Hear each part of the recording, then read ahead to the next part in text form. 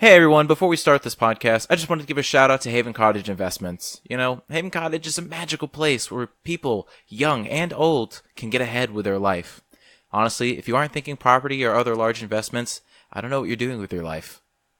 I mean, that was a joke, but I don't know what I'm doing with my life either. Well, that's not true. I know I should be investing with Haven Cottage. Like, seriously, it'd be a good idea to get in touch with them. You know, see if that's right for you. You can get in contact with the Haven Cottage via phone or email, and the information in the description below. And without further ado, here's the show.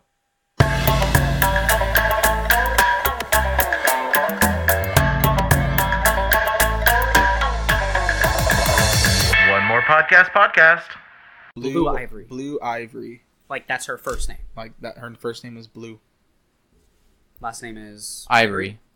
No, it's a two-part name, like... Is Beyonce's name Beyonce Ivory No. or something? Beyonce Knowles, but she's married to Jay-Z. Yeah. Whose real name is... Ivory? Marlon Wayne Brando. Then why is her last name Ivory? It's not her last name. Yeah, Bonnie. It's just Blue Ivory. Fucking celebrities need to just Hello. die. Yeah, no shit. Hello. Well, what are the Kardashians stealing music-wise? Hello. Okay, Oh, so... am I in? No, yeah, we're all in. All right, so, the Kardashians, they've been stealing designs. I don't know if they stole from, like, the Rolling Stones, but I know they've stolen, like, Tupac logos and pictures of him. And put it on their fashion stuff? And put it on just t-shirts. Oh, fuck and no. they, like... They add some kind of stupid filter and then add their signatures on it, and they're just like, here, $200 for this Kardashian line, whatever shirt thing. And people are dumb enough to buy it. Yeah. So Oh, yeah. more power to them. I thought Well- people were dumb enough to buy anything signed by them in the first place. Why do they need to steal stuff? Well, I mean, Because they think they can get away more with money. Yeah, and technically they really did. I think the Rolling Stones or the people who own the Rolling Stones, Icon or whatever it is. The record company, yeah. I don't know if the record company specifically, but sure, whatever. Big wigs. All they did was have a cease and desist letter. That was it, I think, and they didn't like sue them or ask for out of court money or anything like that. I would have asked for all royalties connected to They the might t-shirt. have. I'm not sure. I know they made money off of it, and all they essentially got was just a slap on the wrists. So, They're already so rich anyway. Typical rich. Like, well, way to but get out. you need matter. to sustain your richness, because how else are they making money? Nothing. Well, I don't know. How did Kim make her just first typical dollar? investments? I don't know. Porn? Porn? So- Was she really a porn star? Yeah, Dude, she I didn't know that. that's how she became famous, was from a sex tape. she fucked Ray J. Who's Ray J? Exactly. Overrated Guy. Nobody knows rapper. Because I know I saw a picture online or something, and it was they were at some not Kim concert, a Kanye concert, and then some guy had a picture of Kim sucking a guy's dick. Yeah, that was Yep. Okay, so that was Vegas. it. All right. That's So- why in some of Kanye's songs, like one of his line was "My girl's a superstar," all from a home movie. Oh, that's kind of funny. All right. Classy Kanye. Very classic. Classy family. Anyways, welcome back to the One More Podcast, guys. We are. I think this will be because episode's 11 out, and then 12 will be out, and then 13 will be a special, and then I guess technically this will be 14, unless I don't decide to differentiate between it. I'll probably will do like this is one series, and there's gonna be another series, and then another series, and another series, and then Oh, cool. 7 more series. So I'm bringing them series to new series to new series. Back We're to going back. Comcast. Pump the content We're out. pumping- Zero quality. Honestly, hey now. Quantity over quality. We will have at least 2% quality, okay? Or what was it? Or 0.25%? That's his rate of return on the ads. That's funny. That's really funny. All right, so yeah, we have our goofball of casts here. I've got with me on my left. Do you want me to say it? Yeah, go ahead. I mean, people have always No, been nobody wants to introducing know themselves. This is Blake again. Yeah, I don't know. So, can you officially say you're just like a co-host or still a guest? No, I'm still a guest. You're still a guest. Yeah, because Okay. if I'm invited and Well, it's an opportunity for me to just have fun, I'm a guest. Well, sure, but I mean, like, I feel like you've been on probably 7 out of 11 podcasts, maybe. Yeah, 8 you've out been of on 11. a lot of them. You've been on a lot. I'm so your I'm my your, regular. Well, So- who's the Mexican dude with Kimmel? Oh, you I don't know, I don't remember his Guillermo. name. Guillermo. Sure. I'll All right, be that your works. Guillermo. That works. Wait. Oh, I already made a joke about you being on your Norm from Cheers. I already Oh made a joke yeah, about that's that. right. Okay, fine. So yeah, he's Norm. He's Norm. And then we also have on my catty corner. Diagonally to his left Yes, is you're Zach. my I'm the northwest. co-host. If Blake doesn't want to claim it, but I'll All claim right, it. Zach can be my I'm a Co-host. contributor. You'll be my Diane, I guess technically. Whoa, what the Aw. fuck? We're Wait a all in second. the Wait. Cheers cast. No, we're not the Cheers cast. We Nobody are the- fucking cares about being you can be- the Cheers cast. No, okay, so Blake is coach. Blake is coach. Zach, you can be Norm. What? How am I? It's coach is he's an Why? he's an idiot. Why and does it's this really matter? funny. Why What is do you mean? It's All right, we're all you know what? Cheers. And then in front of you both, we got this guy here. Okay, hold on. Before we introduce No, our next no, guest, hold on. we're No, not no, Cheers. No, seriously. It like Keep in mind, he also does have a suit or a shirt. And that is tie true. on He does have a shirt currently. and tie. So, So- Norm does generally on the show. He's always got a suit. So you're Norm I now. rescind my co-host status. Okay, but real Quick quick. question: are you an alcoholic? No, I don't He's- drink at yeah, all. He's very. Then He's I will against be Norm. Zero. Okay, that's Then I will true. be He can be Norm. Norm. I am water only. But- Water is delicious. Water is really is good. Beautiful. Honestly, yeah, especially when it's got termite liquid all over it. All right, you can stop now. but no. Okay, so like out of all those online stuff that you've seen, where it's like, guess who you are from this show, blah blah blah. I've never been interested in knowing because I think all the shows / bullshit. movies were stupid. But if they had like a "Who are you from Cheers," I'd be like, yes. You're not me. interested in Sign who me you up. are from The Office. Do they have that? Is that a thing? Oh, they I'm probably sure do. they- I'm sure Yeah, it that's is. true. Oh, I It's- haven't it's taken. all bullshit, I'm gonna though. take that questionnaire. I'll low key be taking the questionnaire while fictional we're If you are talking about stuff. Creed, Guys, you they're need to fictional tell me characters. immediately. Who are Guys, you, Creed? No, I these love people Creed. cannot Okay. exist in reality. They don't. Their characters don't make sense. In They make reality. perfect sense. No, they're all branches Apparently, of different what the universe. cast says about Creed's character, the actor that plays him is the closest like his actual character. Oh, really? Which is so freaky. That's amazing. I love that. 'Cause- And my name is Alex. And we have Alex. And in this corner of the ring, All right. Well, never mind. I don't want to. It's weighing going an to take too much of undisclosed amount my. of weight. weighing an undisclosed I mean, it's amount up of to you, weight. Alex. Do you want to tell the world how much you weigh? I don't even know how much I weigh. Yeah, I haven't stepped on a scale in like maybe 3, 4, 5 Good months. for you, because it's such a confidence killer. It really really is. is. Why? I'm afraid because I think the last time I stepped on the scale was maybe like 190, and so I know after moving out and doing all that kind of stuff, I know I'm probably pushing 210, and I'm just afraid to step on the scale and find out. Well, then we're pretty close then. So There's no way. Look at me. I'm 215. Oh really? There's no way you're not a chance. I don't know. I see myself as kind of fat, so I feel like I've got this. See, I look like relatively flat, but then you like lift up the shirt, and then just this cartoon style bulge just pops out. The beer gut falls out. Exactly. It just falls out. But anyways, again, welcome back to the One More Podcast. Again, we like to do double introductions and double outros. As I've And noticed we're on some of also my... this is apparently heavyweight class. This is and- true. Well, welcome back to the Nah. One More Podcast, everybody. So I have a few topics, unless everyone wants to just kind of quickly say how their day was. My day was all right. Blake, how was yours? I woke up, so I can't complain. That's true. Wow, you're so just Wow. like realist That about it. is so deep. Wow. Yeah, I was listening to Oasis in the car this morning, and Anyway, here's Wonderwall.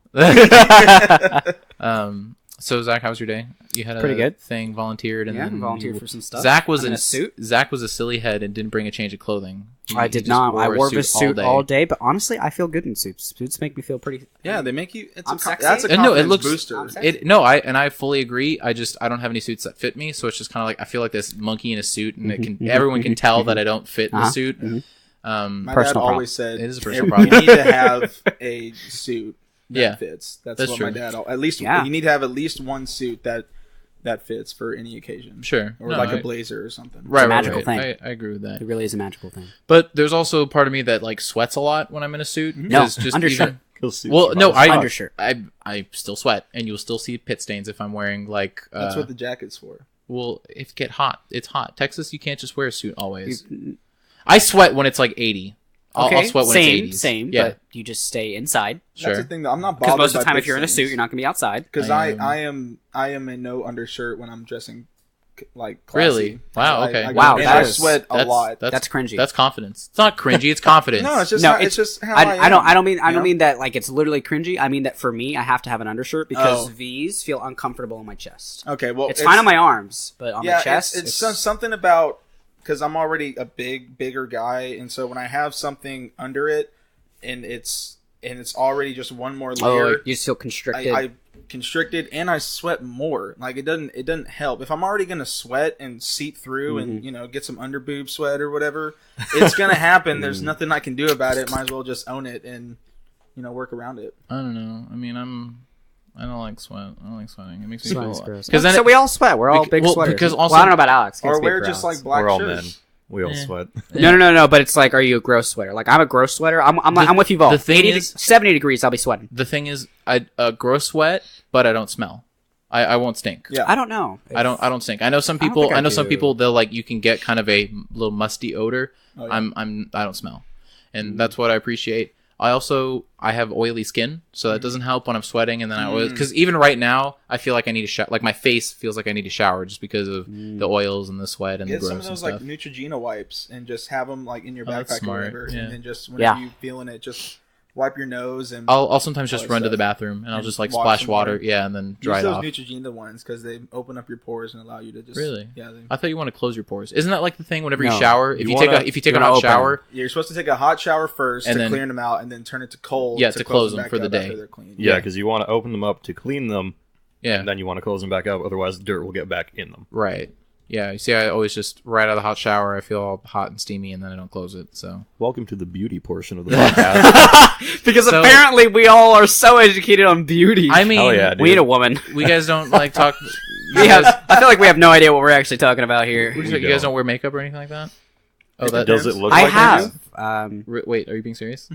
Really? For like what occasion? What, you don't? If I'm taking pictures or I'm going to a wedding, Yeah. whatever, Really? and I've got Well, like a what kind of blemish right makeup? here, just like some like. Well, I'll ask my- there's a difference between like if you have a pimple and you use like a cream to cover it up or whatever. Oh, okay, Not even well, that. then, yeah, I didn't know. Oh, I'm talking about like lipstick, like mascara, Oh, no, like I- anything. it's That's what I was gonna gonna say. No, what the fuck? I thought if it's just like a cream. Oh, 'cause sure, isn't that like- considered- Yeah. Yeah, no, I use a cream to like You know. can have some polish and some Sure. stuff to like make your Yeah, skin like I look do smoother, aftershave or kind of if you- stuff. Okay, and, okay. If you Well, got, then, yeah, then that's no, not makeup. No, then No, I'm I talking take about, like- back my- No, that's makeup. My- If you've got polish or some skin toner and stuff like that, that's makeup. well, Oh. what's a skin toner? Think so. If I've got like like it's that powder stuff. So you grab it and you do this and then you do this. I've never blush? done that. You never done that? No.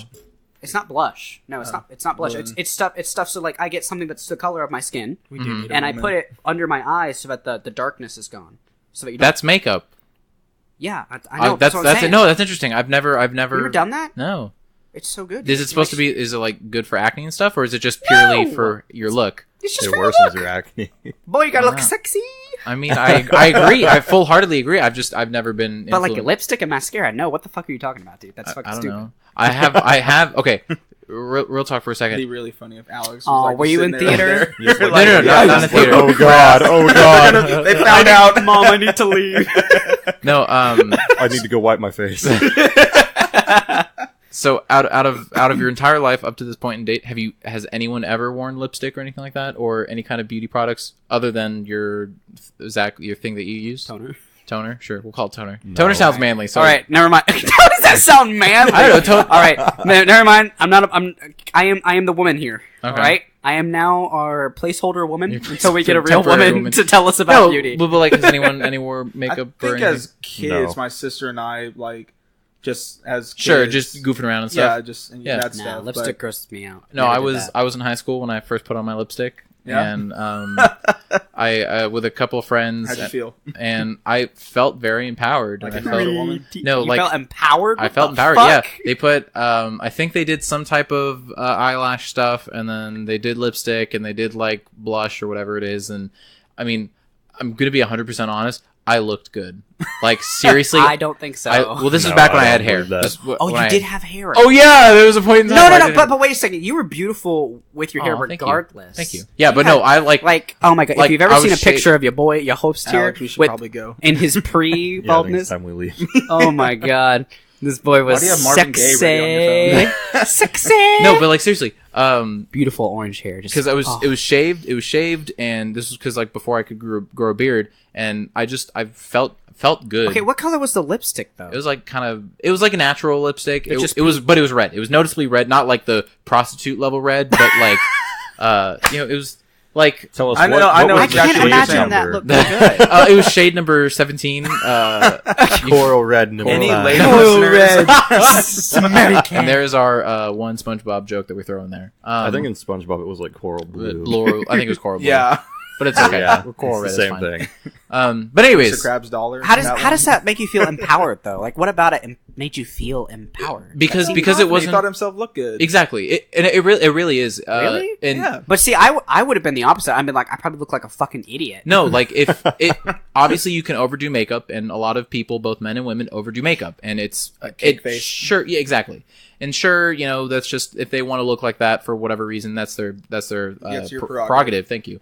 But if you lightly do it and you put it on, you can definitely highlight and accentuate some features of yours. You look good. It's like you turn the beauty up to 1.5, and then knowing that you look good is like confidence. Yeah, I mean, I agree to a point. Although just with like toner and like mild skin. Well, sure. If it's just like mascara and lipstick, that's where if you do it right, you definitely get that confidence boost. Plus, it's the same thing. The suit. If you look good in a suit and it feels good, don't you feel like look good, feel good, play good? Oh yeah, exactly. So no, I get the empowerment. Yeah. I was just wondering how if you saw it differently. Oh no, it's the same thing. So, Yeah. anyways, moving on to a legitimate podcast topic. No, I'm just kidding. These are all legitimate topics. I mean, I don't know about you guys, but I'm sure you can't necessarily relate. But like when I was starting losing my hair, I totally confidence killer. Like I felt, oh yeah, no, the fact that I was in high school was just like, damn, I'm this weirdo kid where no girls are gonna want to hang out with me or go on dates with me or whatever because I'm bald, because that's I can weird. Understand that. Why date me when you can date the equally funny person with hair? Like it was these out. I don't think it's really that. No, but I can see why you thought that. Yeah, it was that's what was going on through my mind, and it was just this. Had you watched Star Trek: The Next Generation yet? Yes, I know Captain Picard. You see, I would have thought he's that a beautiful if bald man. If I went bald, then I would have been like, man, I like my hair because my hair is beautiful. I like so- it, but I would feel okay because I'd be like, you know what, that's fine. I'll just be Picard. Well, so I'm partially Picard's bitch. the thing was I wasn't allowed to shave it because as soon as I just had that bald spot, I was just like, look, I want to shave it, whatever, and I was prevented from shaving it just because Really? Yeah, because it was like, I don't want you to be a neo-Nazi, blah blah blah blah blah, and I was just like, I get it, What? but like, no, because I mean, you don't want to be a skinhead, so there's no reason to shave your head for that. So it was like whenever I You moved, just polish it But though, and you're not a skinhead. You're Jewish. Yeah, I Why know, would I you know. think that? I don't know. Again, there's a lot of things in my life where I was just like, I had to accept it on base value. There's no reason to push. That's what shitty kids do. Zach and I were talking about this earlier. Shitty kids just push. When your parents or anybody or any authoritative figure say, hey, stop doing that, or hey, you're not allowed to do that, the shitty kids are going to go, why? The good kids will bitch and complain, but they're just going to listen to it. Yeah, they're gonna do that behind your back like normal fucking Exactly. kids. They're gonna, talk Like- shit to their friends, but when they're in front of their parents, they're gonna do blah blah blah blah blah. Oh yeah, because and I don't know about you guys for your opinion on this. And granted, there are a lot of scenarios where there are shitty cops. We're gonna talk about cops for a second. There are a lot of shitty cops, and I Here we agree. go. I agree. It's a problem. I think there's a lot of external factors that a lot of people aren't taking into consideration. Particularly, I listened to this podcast, and there was a guy, and he has friends who are cops, and legitimately, it's the shit that cops see that are off camera in a different scenario and with different people. It's scarring.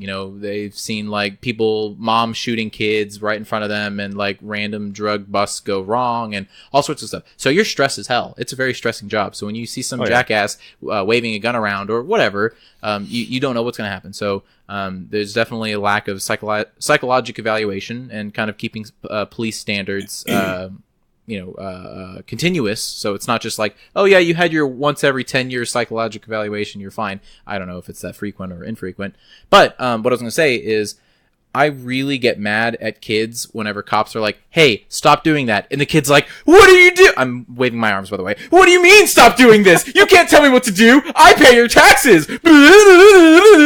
And like bullshit where it's like, just lay on the ground. And then they're like, stop, you're hurting me, but they're moving, and they're like, if you just put your fucking face to the ground and just stop moving, then the cop's not gonna put his knee against your back, or he's not gonna be like, hey, blah, blah, blah, blah, blah. And then everyone in the comment section is like, oh, that police was abusive, blah, blah, blah, blah, blah, blah. And I'm just like, look, just stop. Like, I saw this one video, it was a while ago. I'm gonna be done with my rant in a second for you guys to have a response. But there's this one video that I saw, and the guy got, the police knocked on the door. They weren't being aggressive at all. They're like, hey, look, you need to come with us. And then just a couple minutes later, it escalated because this guy who obviously either had drugs or had some kind of warrant out for his arrest or something like that, obviously was in the wrong. He was like bitching and complaining, and he was moving, and he was doing all sorts of stuff. And if he just complied with the cops and said, "Yeah, okay, here you go, arrest me," he would have been fine. He would have been to the police car. That's it. But as soon as he started slightly resisting arrest, and I think that's the gray area where it's like, okay, I need to be treated like a human being, so I'm going to slightly resist my arrest because you're being mean or you're being aggressive or whatever. But no, if you're trying to be detained by the cops, you don't have any. I believe that you don't have any rights. But anyways, back to the story. So this guy is like literally gets like pinned to the ground. He's standing and uncuffed to. There's like 3 guys on top of him because he's moving around and he's saying, stop it, stop it, stop it, blah, blah, blah, blah, blah, when he's moving and fidgeting and the cops are telling him, hey, stop it, stop it. And he's like, I am stopping it. I am stopping it. I'm also moving around and waving, wildly. But again, it's just, I'm like, I feel no pity for you because you're just being a piece of shit. All right, go, respond. The way I always saw it was, and this was from having 4 different professors, and 3 of them at the time were Dallas PD. One was the police detective, one worked nights, and the other one was retired, working part-time just as a consultant for the police department for Dallas. And the easiest way to handle that situation as a civilian is first going with the understanding that at this point, at this moment in time, when you're getting put in handcuffs, there is nothing you can do. Okay. You are now in the hands of what we as society have given these police officers authority. Mm-hmm. You are now in that authoritative, or you are now in that state of being underneath that authority that we've all agreed upon that is cops have authority. So it's not like a speeding ticket where you can talk your way out of it. If you're getting handcuffs on, that's it. End of story. And that's what I'm saying. And then if you feel that you are unjustly acted upon, that's when you get a badge number. That's when the body cam thing is showing up now, which is amazing. And that's when you go to court and file charges. And you do it after the fact, because if you struggle and keep making trouble for yourself, no one ends up in a good place if you struggle. And that was one thing my dad always taught me was, Blake, I'm gonna whoop your ass if this ever happens to you, but if you ever are put in that situation, comply. Comply, and then after, if you're unjustly treated, then we'll move forward with the legal process. Sure. But if you're on the ground and you're causing trouble and you're making it difficult for these people with authority to do their jobs the way that, again, as a society, we have all agreed upon, it may not have been, we may not have verbally agreed upon it, but the fact that we're living in this society and following these rules means we agree upon that these police officers have authority over us when it comes to certain situations. There's a way to handle that situation. Sure. In any case, and it's not by being reckless and endangering your lives or other people's lives. Sure. So, Alex, you're going to say something? Yeah, like the way that I see it, once a police officer decides that they're going to arrest you, at that point, you should essentially comply, because, like, even if you're not doing anything, the minute you start resisting arrest, you are automatically in the wrong. That's a charge. Okay, that's true. Even if you didn't do anything, just comply, because that's one way that you can avoid not getting shot, not getting a knee in your back from like being on the ground. Like, it's just if you comply, even if you like are doing something wrong, that is the best way to like the go best about and it. Safest. Yeah, because once you start resisting arrest, they automatically will perceive you as a threat.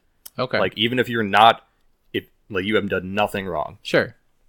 So you seem very passionate about this. Have you been arrested, Alex? If you don't mind splurging. No. I'm completely for the police, but like once, like that's you have to understand, like, their job is most likely one of the most stressful jobs. Oh yeah. In the world. Yeah, very it's much. 90% on your butt usually most of the day, but it's that 10% that pushes these police officers over the edge. So police divorce rate is upwards of 70%. Police alcoholism rate is up to upwards of 65%. Wow. Right. These guys are going, it's that 10%. And I have a quick story. One of the guys that I did ride-alongs with in Dallas, his name is Mike Villanueva, and he walked in on a house because they couldn't find their dad or whatever inside this house, and so they asked him to come in, and he started questioning him. He started looking around the house.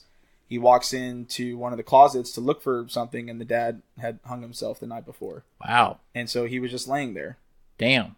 And he had to go home to 5 kids and a wife. After just seeing all that. After I think he worked that morning. He came in at 8, and it was like 7:30 when he went to the call. Yeah. And when you're a police officer and you're first on the scene and you discover that, you have to stay for another 4 or 5 hours. Wow. Because of paperwork, you have to write down the police statement. You have to Sure. do this, and that. Wait for paramedics to get there. Go talk to your sergeant. Tell him what happened. Blah blah blah. Uh-huh. So he didn't get home probably until 2 in the morning. Damn. And then you have to work the next day. And he had to come into work the next day. Fudge. So these guys are, like I said, 90% of it is on your butt, just watching, making sure. The fact that police officer is there sends a message, and so that's Sure. usually 90% of their job. It's that 10% that pushes a lot of these police officers over the edge. Okay. And that's why I think they deserve a whole lot of respect, more respect than they get now. Yeah, I agree. Zach, you've been kind of quiet. Have you any experiences? Well, what we've been talking about is very specific scenarios of just people resisting arrest over stupid things. Well, I don't think it's specific. I think I'd say there's it's a general. I'd say that's a specific. It's general over a specific kind of arrest where you have somebody that is just resisting and being stupid. Okay. Yeah, I mean, and anybody. I mean, anybody who's got any brains is gonna be like, yeah, if the cops stop you, don't give them a reason for them to be right. You know. Well, I Just mean, don't but resist. don't you think the people who do resist generally they have something to hide? No, or do you like for You can- I actually would say yes. Statistically, that is the case. Well, so in certain scenarios, like if a say you're a skateboarding kid and you're just going down the street at 11 p.m. Sure. You're above the age of curfew or whatever, and an officer stops you, he doesn't really have any reason to stop you, other than to see what you're doing, quote unquote suspicious, quote unquote. right? So you even if you know that you're not doing anything, it's just something like that. Well, you I don't mean, really... well, then do you think that person would run, or do you think they just if get they stopped? run, then that's definitely suspicious. Yeah, but That that's definitely not- warrants but, that. But there's a difference between something radical like running, Mm-hmm. and then if a cop comes up and arrests me, I'm gonna let him do his stuff. But I might resist a little bit because I'm like, well, what's going on? Because you're scaring me. Why? Why Yeah. am I doing? What is going on? Why am I being But arrested? That's assuming the police officer is going to run up to you, grab your arms, and put you in handcuffs, as opposed to what a police officer is supposed to do and what they generally do: walk up and say, "Sir, you're under arrest. You have the right to remain silent." And Yeah, because give you your usually Miranda rights. usually Yeah. they come in. put you in handcuffs. They'll say, "Put your hands behind your That's back." true. And They- That's true.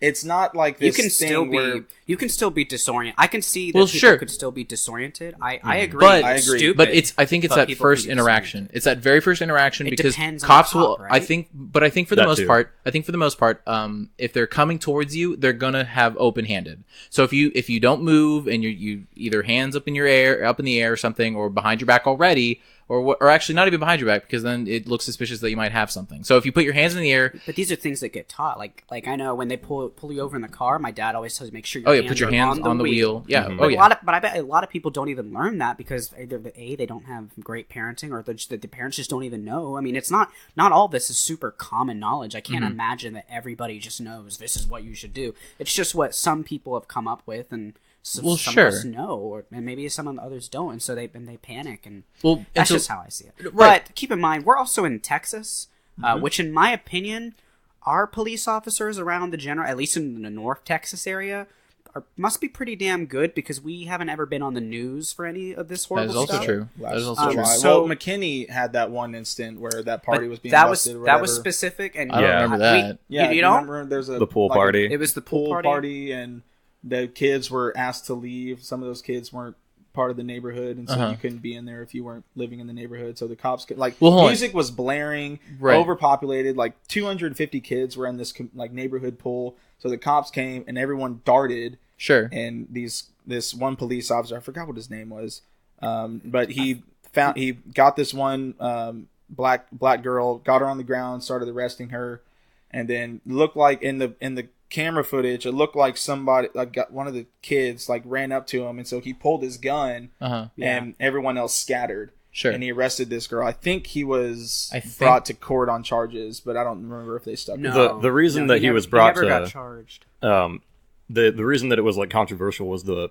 way that he detained the girl. Because if I remember correctly, I can't remember if he like kind of He was Was a, aggressive. checked her to the He ground. was a little After he threw her to the aggressive. ground, Sure. Yeah. But the issue was that in that case I can't really blame him. Yeah. Because this is specific. You kind of have to know what happened. It's all situational. I just remember this, but the cop was like approaching this, and that one girl, and all the kids like encircled him. Yeah, Oh, really? He was Yeah. surrounded. And he was surrounded. So Oh, it was yeah, only one cop responding. yeah, it to was this? just one cop. There was one. Well, cop, there, and there then was they another were- one, but he was yeah. further down the block. And I Right think down the he was block. farther away or something. Sure. And so yeah, like he was a little aggressive, but he was probably nervous. All these kids around him, and then that kid comes up from behind. Not as just if, kids. These kids were teenagers Yeah, slash teenagers. slash adults. And then the Right. one kid came right up behind him, and it looked like he was trying to reach for his gun. So the cop backed up and pulled his gun. Yeah.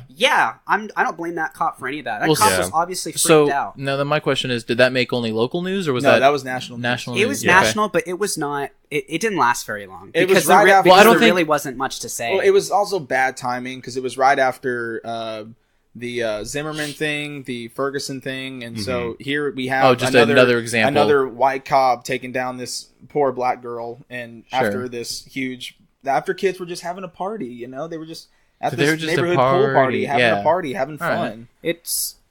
But the thing is, that's the only time that I can remember. Besides, that- July when we had the shooting of In five. July. Well, The that five that was officers. different though, because Right, that that's what wasn't. I'm saying. That Yeah, that was other an than attack that, on police that was Our officers. police Attack on officers police. haven't been in the news. Was And which is strange because we've never heard of anything wrong. Because I mean, you've seen some of our suburban cops. This is the other thing where I think we have a lot more respect in general for cops because we kind of trust our cops because we don't ever hear of them doing these horrible things that we hear and the other things. The freaking Murphy cops, but they haven't seen shit. They're probably excited if they get to go bust a party or something. Yeah, they don't get to some do of them, anything. but a you large know? percentage of police officers are City ex-military, police. and so, like I remember when I was on one of my ride-alongs, I had met two officers that served a couple of tours in Afghanistan before they came to become police officers. Hell, one of the managers at Frisco, after we left, he was a medic in Afghanistan for Wow. 2 years for 2 tours. Oh, wow. And then he became a Dallas police officer, and then retired, and then became a Jason's Deli manager or whatever. But a lot of these guys are ex-military, and so they already have that mindset of ready and at all costs. And so I think there was a point in time where I think it had to have been the 80s or the 90s. No, it had to have been early 90s when crack was soaring. A police officer in Dallas. yeah, but that's the during- government's fault though. Let him finish. Go ahead. We'll get into that, sure. In the 90s, when crack was going crazy, police officers in Dallas had a lower life expectancy than when soldiers in the Gulf War Really? for like a 2-year period. Wow. Well, why And is so- that a comparable statistic? We kicked ass in the Gulf War. I don't even remember. I don't even remember casualty rates. The point is, it's the the point why it's a comparable statistic is because these guys are going through let me backtrack. My point is that police officers don't get enough credit for some of the gruesome things that they've seen or have to do in order to save the lives or their lives of their buddies. It is comparable because it is a militaristic mindset. When you're in the military, it's about the buddy next to you trying to just do your job, and you have to see or do these things, and it can be like that way for a police officer sometimes. Well, then my question is, and I don't necessarily agree with the statement, but do you think potentially we should limit military going into police force? No. Because No. they make the best police officers most of the time. Do you think so? And I don't know another about reason that. why is because not a lot of people want to become police officers because That's it's true. such a high stress job. That's true. Like if you limited the amount of people that want to do that, like like he said, the military vets do become police officers a lot of the time. So if you cut that out, then You're left that with That's most true. guys that had a couple of years of college, Mm-hmm. or they got a GED, and then they did blah blah blah. They passed the training course which is Well, only I mean- 6 months, and now they're police officers. Well, I'm not sure I don't know if that's you're great though. I don't know if you're doing that intentionally, Blake, but you're spinning a certain kind of connotation on that. Because I think a lot of people growing up in high school, they say, I want to be a police officer. That's what I want to do in life. And so they get their high school education, and okay, maybe they get an associate's degree, but if you don't need a whole lot of education, because if you're going to, why be 4 years in school and get a higher education and, make yourself a more rounded person? I'm not making quote, a unquote. connotation because I was that person. Oh, well, no, that's 6 months ago. I was that person. Well, no, it sounded, And so- you kind of sounded like, why, No, but- why should people in high No. school and blah blah blah? My original plan, though, if you remember, No, I remember it was to be a marshal. and to join the military after Sure. I got my degree first, Right. because I knew that experience would help me more in my job. And what a lot of these rookies that are going into the police academy teaches you the Texas Penal Code, the Federal Penal Code, different situational awareness drills and whatnot, and they get you trained enough to become a police officer. But it's that level of that 10% of stress that's not very well taught in these in the 6 months worth of training that you get to be a police officer. Okay. So because veterans have that 10% level of experience, that makes them that much better police officers because they've handled situations close to that. I have to disagree because a police with the military that their role is to protect, but with the police theoretically their role is to serve.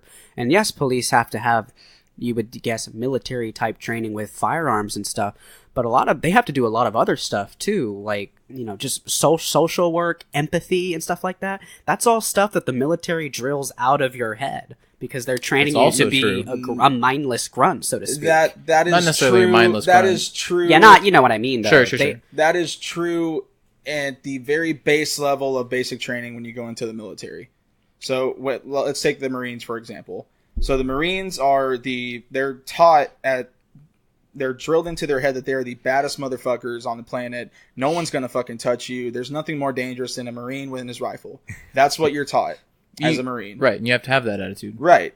However, when you're put in a war zone and you have to go talking from, let's go take Afghanistan. You have to go from village to village to try to talk with people and become friends with those people in order to gain their trust. That was a huge thing when we went to Iraq and Afghanistan in the early 2000s.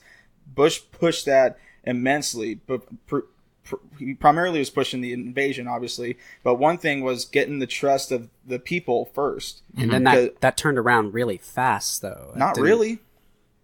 The whole nation, both nations are incredibly distrustful of the army, and Iraq in particular. right. The government or the local populace would at first they would open arms when they were coming in, but very quickly afterwards they started to resent the army forces, and there was no trust and there was no social work going on. I think that's a discredit to the soldiers that were trying to go from village to village. I think there's documentaries on this about how the turnaround of how the local populace treated the army, because at first they did love them, but how long was that turnaround? And how many Americans don't like police officers, and yet they do the same thing? They go in and they have to try to build this trust and empathy with these people that don't trust them or give a damn about them. That's true. And tell me, how are police officers working to build that trust when the police unions are fighting day and night to save officers from getting charged on things that they probably should get charged on, trying to resist body cameras at every turn? Well, how is that building trust? But no, the body cameras thing has been, if anything, an immensely productive thing for police departments. Agreed. Because it's shown that in general, the arrest rates of legal and justifiable arrest rates have gone up because of body cams. So I don't know about the police union thing or anything, but every cop that I've talked to has been 100% in favor of body cam. Also, Texas. Well, you also have to think that when you're talking about the unions trying to bail out cops who should be arrested or did something, prosecuted someone illegally, so to speak. I think again that's. Because, I don't know, within the last maybe 3 months or so, I could probably think of a handful of people who were just shit cops. And then, you have these union people trying to, whether or not they are or not, but you have these people trying to protect these cops. Well, okay, you have a handful of people, but how many cops are there? Like thousands and thousands and thousands of cops. So it's such a small percentage of these shit cops. And unfortunately, I think it's with the times is you have media that just blows it out of proportion. Says here, look, That's and possible. then true. with 24 news coverage, they're going to say look, extend that as far as they can, and then a couple weeks later, look, and remember what we were talking about before? Look, point. They all connect. So, I don't know. I mean, it just depends on how you view. It still shows that there's some problems because yes, the Oh, media no, of can course. overblow some stuff, but I Sure. mean, No why don't we have body cameras everywhere, right? No one is denying that the police officer that every police station, every police department across the nation is 100% perfect. No, I think That'd be Alex is insane. denying that. No. But I guess what the overall underlying theme of all of this is that generally, and I would say majority of the time, police officers are just regular people trying to do their job and make a living. That's true. And when you put this stigma of the police are out to get you, that also hurts your ability as a police officer to do your job and to build empathy and to build trust within a community. When everyone is saying the police are out to get you, no, they're not. That's well, not, yeah, that's not obviously, the case. but that's still how people are feeling. I think So how we do have, they? But where is that? I don't see Plano cops ever. I don't see them out doing. Well, I'm sure they do, but that they need to work on Well, what's the really crime being rate the in Plano? community. Then. What's the crime rate in Plano? I have no idea. crime rate? The crime rate. It's I not have no high, idea. so you're not going to see police officers very much. I think And also. if I anything, know. they're going to be stopped for speeding tickets or I don't know what's other in Plano. Loitering. Somebody's leaves went on somebody's $300,000 yard or whatever. Sure. That's Where is What- the actual community involvement from dude. them? That's At helping to Pat prevent Loeb and that. McKinney, where I do dealership work, we had to clear out this whole used car lot because the police department in McKinney teamed up with this motorcycle thing, and they did like drills in the parking lot, and Pat Loeb sponsored it and gave them all of this, and everyone invited food, and there were caterers, and people could come and watch and That sounds participate or fun. whatever. And that's good. Right. But remember, this is also Texas. Because, like I said, I also think we're white, so it's definitely a different perspective. yeah, 'Cause as much that's much true. as I hate to admit it, just because it just seems so strange, but it's true. it's We're a different. It's a different. I can perception. accept 100%. I am an adorable small little white boy. I wouldn't say about adorable. I am an I think you're adorable. kind of Nah, stroking your- fuck this If you guy. keep wearing that, now we're in business. I'm an adorable little white I boy. think you're So stroking your ego a little bit too much. typically, when I've seen police some officers around, I play to it. I'll wave to them and be like, "Hi," Wow. because it's I don't wave at cops. because to be honest, even with the cops around here, I trust them for the most part because I know that our cops for the most part are good. But there's still, because of all this stuff, a little bit of an inherent distrust that makes me nervous. So I will play to any regard to make you see, yes, I'm a small, adorable little white boy. Please don't hurt me, or something like that. Now, Well, why don't more? So Why don't you just act normal around them? There's the stigma. Why do you have to prove that you're an adorable little white boy, even though you're not adorable? Because the I'm media slightly worried perpetuates- about them. The media perpetuates police officers to be these terrible individuals, so it just That's instills true. fear into everyone. That's true. Because I mean, how many? At least for me, some of these police officers I walk past, they don't say hi back, or they just don't say anything. It's just I've like gotten flipped you're not off by you're a not police helping. officer. You're not helping. Okay, no, you're not helping your case by being gruff and tough, and I know you've been through a lot, probably. Well, actually, no, not in the suburbs. None of at us least, have but- ever been through "quote unquote" a lot. I think that's a definitive picked up a statement. 12-year-old Well, what are we prostitute defining on a lot? Yes, I know that, but you've never been physically harassed by the police, though, because I followed the law. because you're white. No, I'm I making this a followed the race law. thing. You're white. You're gonna make this a race I'm thing? not gonna make it a race Okay, thing. we can. No, but it's a different perspective because I do have a few friends who do genuinely feel nervous around the police, and and I can't blame them. I can't blame them either. And I'm not going to tell them, "Hey, stop being nervous, you idiot. The police are here to protect and serve." Yeah. But you can't help that. That's just basic human instinct, or I wouldn't say it's human instinct. I think it's learned. Definitely a learned trait over the years. But it's just a Why? natural feeling. It's part of that Because the feeling. media And perpetuates the police to be these evil people that target minorities. it's not just the media though, because there really is a case to be made for the police kind of do this to themselves a little bit. Like when they're getting offload from military surplus and they're getting these military vehicles, and you're like, your police. Now that's one thing. It's like crazy things like that though, where they I'll have agree with freaking you on that, rifles and but vehicles. I'll agree with you that How do you that build there is trust? an over militarization of our police force. As a person that But we have to, because if the fucking civilians can like have shotguns and semi-autos and all sorts of bullshit that they can buy, don't you need to have the police at a higher standard than the civilians? to an extent, know. my basis for that is I don't think the federal government is very good at what it does in Sure. general. Sure. And so I don't like the Well, I let's- don't like the feeling that the federal government has any more bearing than it's supposed to have. Well, okay, so And let's but let's expand on that. no, sure, and just let's just take a quote unquote perfect world. So, Okay. and we'll bring it because I was actually wanted to talk about this. So the recent Vegas shooting. So, the fact that this guy had essentially a small arms force for like a very like highly regularized. I don't know what I'm saying, but like a small army. He had enough firearms, assault rifles, and what other weapons and other. What is an assault rifle, Yuval? Something that can shoot when you pull the trigger. It's something that can shoot lots of bullets. No. Negative. It's not That an is assault rifle. not the definition. In fact, Okay, assault yes. rifle is not a military term. It's That I know is it's a something that Congress. Some BS congressman said Are you this. ready for Look this? at this This is- thing this that is- can fire this is lots what of an assault bullets. rifle Yes. is, Okay. and Yes. What is jump an in assault if rifle? you'd Go like. ahead. You got a regular rifle, Yeah. put a pistol grip on it. Okay. There you go. That is It's an what. assault rifle. That's an assault rifle. I find Okay. that stuff to be All right. So then let me No, it's rephrase. important because the language is very important. All right, if then we're let me gonna get phrase- into let it. me- let me I mean rephrase it it. because like you have semi-automatic, fully automatic. I don't care if it's an assault rifle or Okay, or a then rifle or then let me whatever. phrase it. Semi-automatic, should fully care. automatic. This man had enough fully automatic weapons, and I'm assuming rifles, semi-automatic or bolt action, whatever. He had enough firepower to supply a small little militia, and that was at his house. And the weapons that he brought to the hotel were, again, this guy had a fully automatic weapon firing into the crowd. So when you have the Vegas PD come What in weapon with was like, it? So I How don't did know he get what a the fully weapon auto? was. We'll that- get into that in a second. yeah. I actually don't know much about it. I saw it and was just. I don't know like, how God he damn it. acquired the weapons, but We'll get into that in a second. Sure. Yeah. Go ahead, Alex. There you go. So he had 10 weapons at the hotel.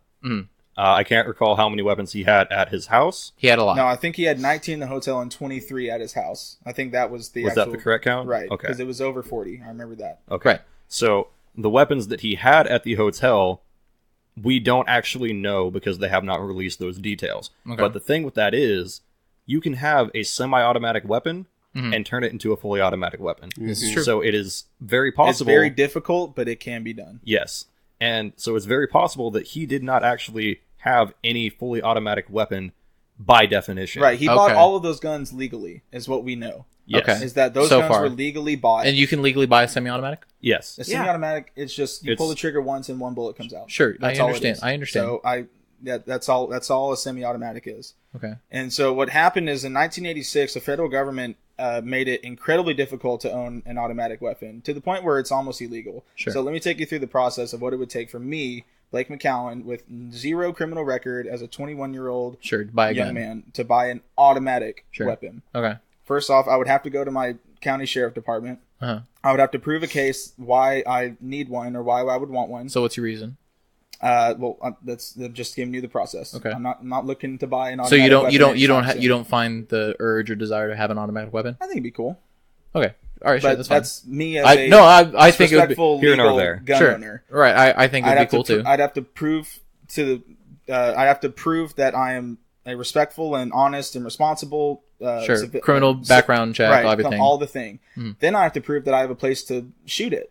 Okay. I have to prove that I have a place to shoot it. Then I get a federally mandated background check, FBI background check, state background check, and then I have to, anytime I want to shoot it, I have to let I have to call any police station that's and say anywhere that you're close shooting. and say, hey, I'm shooting this. Okay. And after that, I still have to buy the weapon, which fully auto right now, like let's Can say. you buy it at like a Cabela or something? No. No. No. They are No. heavily taxed. Oh, Like, we're okay. talking into five figures. Wow. Okay. So like my boss and I were looking this up after Vegas happened.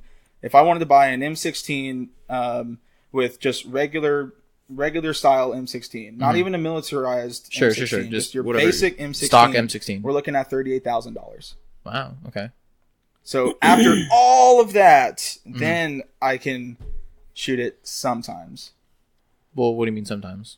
You can Well, go to still, a I'd shooting have range. No, No, cannot you go can't. into In the a state gun of range Texas, and in the shoot state of that. Texas, you cannot fire an automatic weapon at a normal shooting range. Really? So It that's what has I'm to be saying. I would either on have to public have or, a private place. property. I would have to Private have place, a public or a private place, Okay.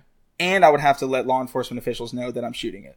Okay. Well, obviously, But that also, is also in the state of Texas. Other states have Are stricter than that. yes. Oh, I was going to say looser than that. but- No, No. much stricter. Nevada- This is Texas here.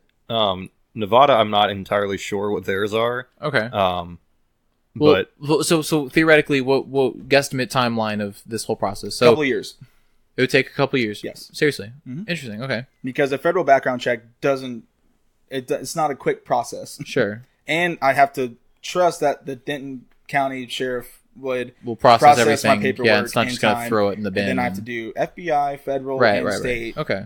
And then, assuming I haven't saved up the money to buy a $38,000 gun, Right. then, and I'd have to probably save up to buy property Right. in order to shoot it. Okay. So we're talking for the average person. I don't it's know. a 2 I or don't want to 3 year say, process. and you can say that definitively 2 or 3 years. Yes, It's not going to be like 6 months or something. No. Okay. it's a Well, so then- long process. Okay. So then, why are we complaining about gun laws and stuff? I don't know.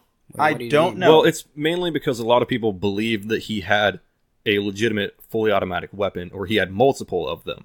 And Well, that's, so if he went through the process, then Well, no, he didn't go through the process to obtain an automatic weapon. So what happened is, after 1986, gun manufacturers produced this firing pin that would not fire fast enough to create a fully automatic weapon. Sure. Magazines didn't have the spring that would support shooting up shells into this gun. but you fast can enough. you can Right. remodify it. and- Right. Okay. But in order to do that, it's incredibly difficult. So hold on. So there are some workarounds for that. right. Yeah, So- I thought that there were some workarounds. Okay. So the process We'll get you to just that. explained, that is for a fully automatic weapon. yes. Okay. So is it the same process for a semi-automatic? No. No. How a about semi-automatic weapon, you can go to Walmart and purchase one. Oh, okay. But After you take a background check, Yes. and it depending on the gun, you have to be above 21 years. okay, and that's a way shorter process. Right. Yes. It's So a couple is that- hours. It's a couple hours Okay. So then, in the state of Texas, And- and in other states, it's a lot more difficult. Right. Like in Illinois or California or Rhode Island or Massachusetts, it's Right. virtually impossible. okay. So well, you say virtually, but is it on the same level? It is very In California, very- they limit the amount of rounds that your magazine can carry. So Well, isn't that the same thing here? Like your pistol can't have like more than 17 bullets or something. I don't know. high capacity magazines are completely legal. Oh, in Texas? I don't know in Texas, In but Texas, I know yes. in many places they're legal. You can get ridiculous things like 100-round magazines. Yeah, if you Okay. go to Some if of them you are go to a limited. private Well, so- business okay, so then- like Shotgun Blasters or whatever, or this mom and pop store that Right. specifically has those kind of Handmade or not extensions handmade, on a but magazine yeah. or whatever, then yeah. You Okay, could. so then my question is, so weapons that you could potentially remodify into a fully automatic, can you buy those at like Cabela's, or Yeah. are because Yeah. I've really only seen like shotguns and like bolt action rifles or like whatever sniper yeah, rifles if you and were to stuff. buy an Yeah, it's AR-15 mostly on hunting. the market for like, if you were to buy a cheap one like $800 or $900, No, I'm gonna buy a 3D printing machine and print out mine. that is something that people have been talking about, like because no one at the moment they haven't disclosed what weapons he had Okay. specifically. right? Sure. So it is possible that you can make your own fully automatic. Oh yeah, weapon I've seen as a long as you YouTube know video how. of like some guy going through the process of 3D printing it and then building it and then firing it. Sure, it like The Yeah, blueprints totally are out crapped Didn't there. it out. just die after a few shots? But it's still a few they shots, weren't- though. They weren't there yet. Yeah, but that's, I mean, this was a few years ago, so who knows what they've been that's able to true. develop. It's been a So, while. but I mean, even then, you 3D print these pistols and you just keep a bag full of them. Then, oh, okay, it's crapped out. It's still a way. Sure, it's a Sure. little ridiculous, Impractical. but it's still a workaround. Well, okay, so then, I mean, I forget the initial point. I was bringing up the point where this guy has these. Okay, I say assault rifles, but whatever. You have these semi-automatic / fully automatic weapons. I want my police to not just have handguns and I agree. and stuff like that, like Right. traditional day-to-day cops. Now, obviously, if you're just doing a patrol, I don't think you need like a 12 gauge shotgun or something, or like whatever semi-automatic And rifle. in most patrol cars, they do have that kind of weaponry ready. Okay. But if you see a cop like at a Walmart or something, he's not gonna walk in with it. He's gonna right. He's just right. Okay. You're forgetting the distinction between cops and SWAT, though. Like, there's a reason we have a subsection of cops. Well, I thought it was trained for that kind of stuff. Right, and then but this if you're is my a first responder, and let's say if you're a first responder and you're the first police officer on the scene, you do have a weapon that's capable of protecting yourself or hitting somebody from a longer distance so that you can provide yourself with cover before the big boys come in. But theoretically, the guy won't have any sort of armor, so to speak. It's possible to get it. I don't know how that works, but it's pretty rare. I don't think this guy even had any armor. No, he didn't. He killed himself. So you don't need you don't need a rifle or have you ever shot a weapon. pistol, Zach, over 50 feet? Yeah, but it's CQB though. The guy was in a room, right? Yeah, right. But CQB is 100 feet to below, or no, not even. It's 50 meters. Well, it's like he was in a hotel room, so it's like it's probably the size of SWAT this room. needs to come in because they actually and that's what SWAT's armor. Used for anyway. Right, but if you're the first responder and a guy is held up in this convenience store and you can only park across the street, you're not hitting them with a pistol. Pistols are very inaccurate from above 50 feet. They're not going to hit him with a rifle either. Yes, they are. 50 It's just going to be a maybe even less than that. 50 feet. It's going to be a prolonged rifle? firefight. No, with a rifle you can easily hit somebody from 50 feet. It's the pistol that's the problem. And yeah, you can pistols above a certain distance are so unreliable from an accuracy standpoint. So when you have that weapon, that AR or whatever it is, 308 or whatever, ready to go, you can completely dissolve this problem with the right shot and the right amount of cover before the big boys come in to settle it. They didn't even know where the guy was shooting from. No, they. A guy had to call. I think I heard about this part where a guy called his dad and was like, "Hey, dude, I think the shooter's on my floor," and that's how they figured it out. But they didn't get him from the window. They actually they were about to push in. Sure. But do you know how long it took for them? I have no idea. 16 minutes. Yeah. From what? From the time of initial fire. And it was like from the time 9 minutes of fire and then 5 minutes to search the hotel floors and then to go up. Yeah, because it's hard. But no, that's and that's 16 minutes is how incredible. does the first responder having awesome. a rifle help if they don't even know where he is? Okay, yes, that situation. Yeah, you got me. Yeah. That first responder, if anything, his first priority is to save lives and get as many people out of there as possible. His priority is not to shoot the guy 32 floors up while you've got these people running out of this concert and you have dead or wounded still in the venue. Sure. Mm-hmm. That's not what the first officer on the scene would do, and that's not what he's trained to do. He's not trained that's my biggest issue with it. Peek up and get his sights ready and take him out while you've got people rushing out of the concert. That's the other thing, though. It's like you were talking about military veterans having the experience. These police officers, what are they going to do with their rifle? They probably, even if they had them, they're not going to be super trained on them. That's what SWAT's for. Even if they had a rifle, they're not going to be able to do much. And that's what they have. That's what they have the SWAT snipers for. They come in and they do that for them too. Right. So those are the elite police. Those are the elite of the police force. You want the newbies. Police. You want the newbies to have a bunch of heavy military weaponry. Well, yeah, because the worst has already happened, Zach. The worst thing has already happened. So let's say I'm in a diner, okay, and 5 guys come in, and I'm with my girlfriend, and 5 guys come in. Wait, am I there? Sure, Yuval's there too. Yeah. Wait, what place are we at? You're sitting in the corner. Let's go IHOP, and we're sitting in the corner. All right. Emergency exit is on the other side of the room, and the front exit by the cashier is within 20 yards away from where we're sitting. This is before we ordered or after we ordered? You're in the middle of eating a Denver omelet. Oh my God, those bastards! All right, 5 people come in. Let's say 5 people come in to rob the place, and let's say one of them goes ballistic and just starts shooting people.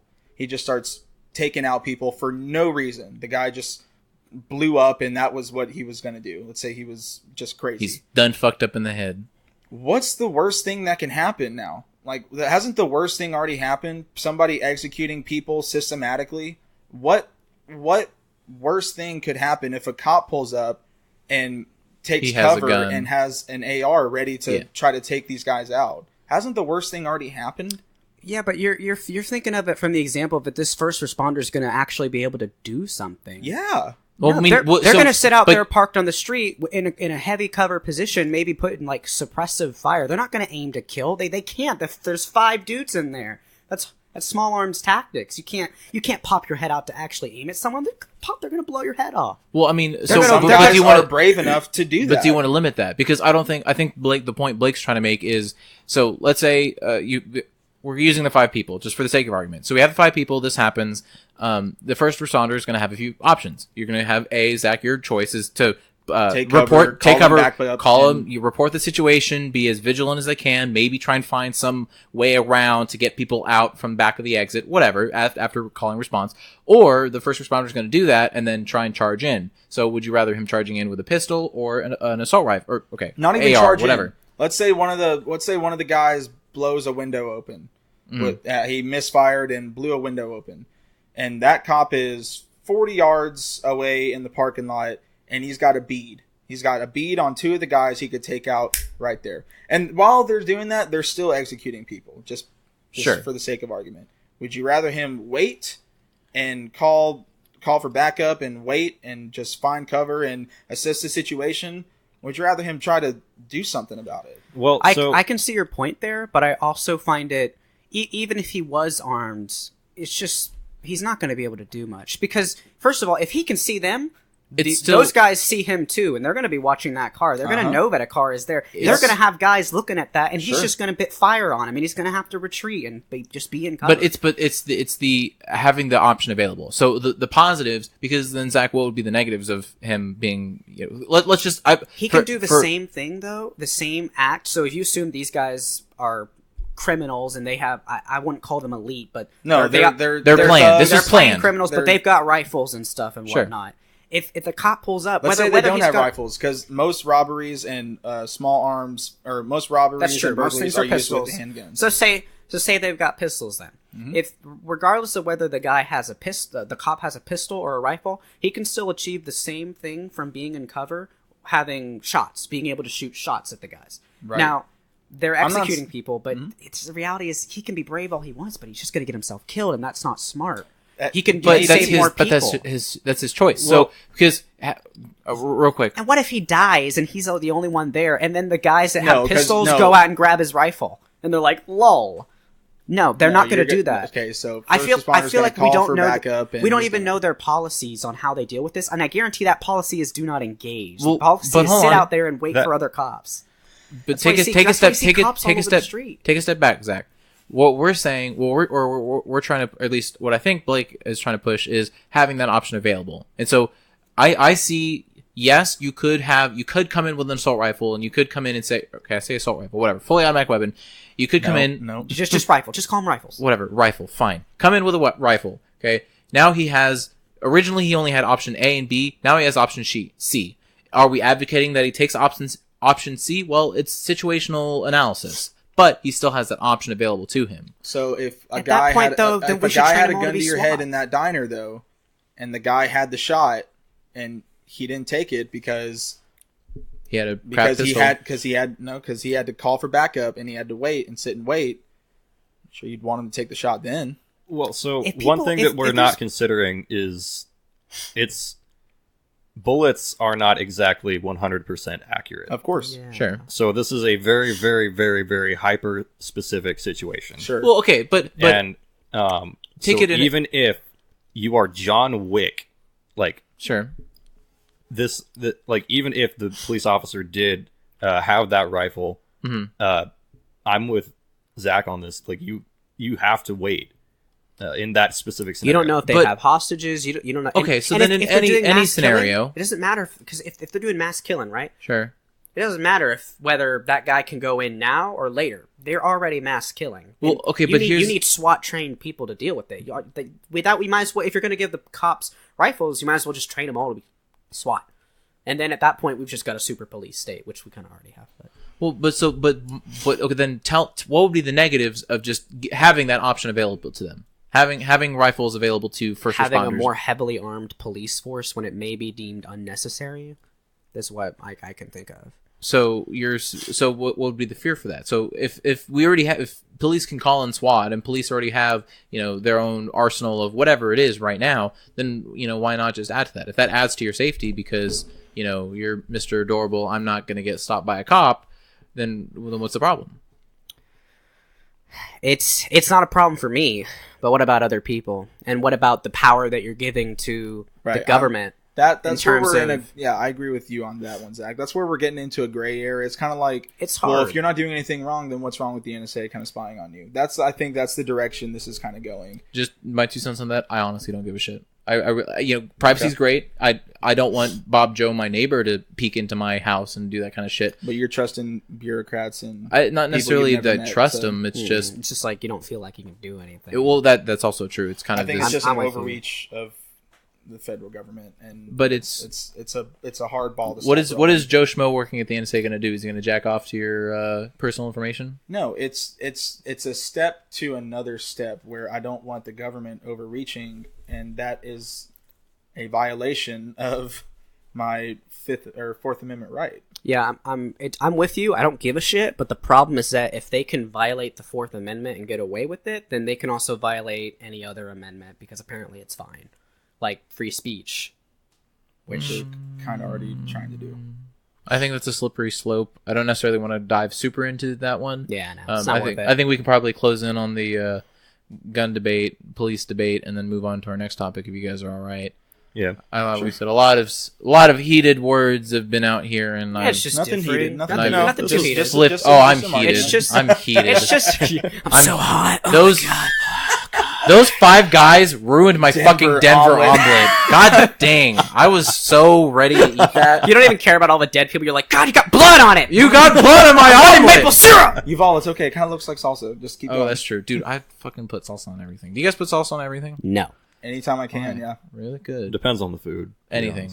Just to Popcorn. see No. Just delicious. You'll put salsa on popcorn? That would make it Popcorn? soggy. Dude, Why it's good would as you hell. do that? You just eat it with a spoon. Get some cheese. Oh God! Get some Gag. cheese and then salsa and then mix it in the popcorn and just eat it with a spoon. You know what?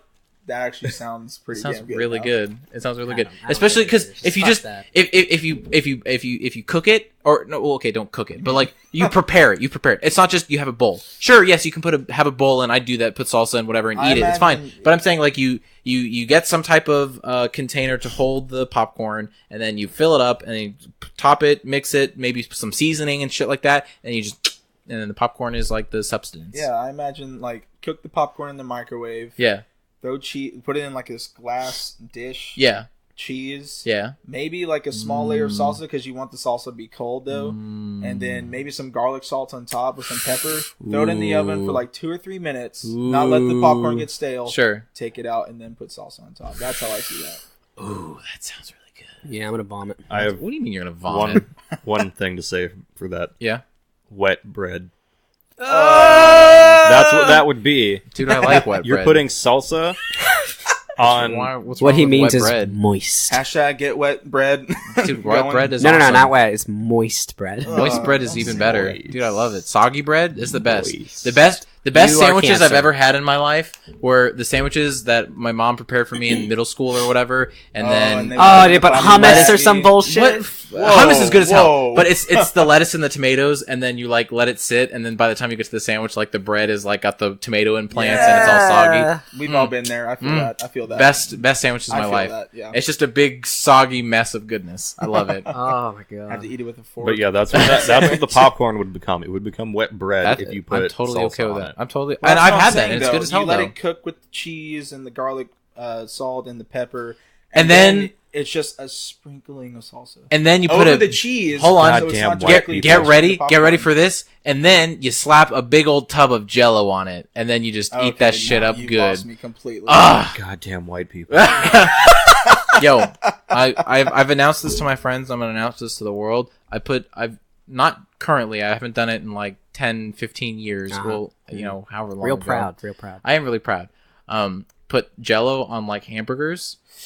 Ketchup on pizza. Ketchup on pizza is actually really I good. actually did that in Ketchup is on elementary pizza. school, so. You put Jello on hamburger. You were trying to make the Jello on the hamburgers. jellyfish Krusty Krab burgers, where they maybe, put the, maybe they put that onto there. Maybe. We You always saw a go back SpongeBob to episode. You SpongeBob. want to get it a try in real life? But yeah, and then And then, okay, I never thought this was weird, but some people think this is weird. Do you guys mix ketchup and mashed potatoes? Yeah. Okay. I think that's Especially normal. with I mean, the I don't cheese like on it there. I've never personally. tried it, but I've seen people do it. Yeah, it's I just always some got mushed up shit. French fries. I just always got shit for it in I elementary do that. school. Well, I get shit from my family because I put ketchup on everything, and so Well, that's not bad. But do you like mustard on things?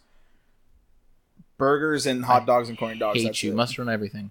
But no, I got crap in elementary You're school. an alien. What are you talking about? I'm not You know an what they alien. put? You know what they Wait, dip their you- French fries in Denmark? What?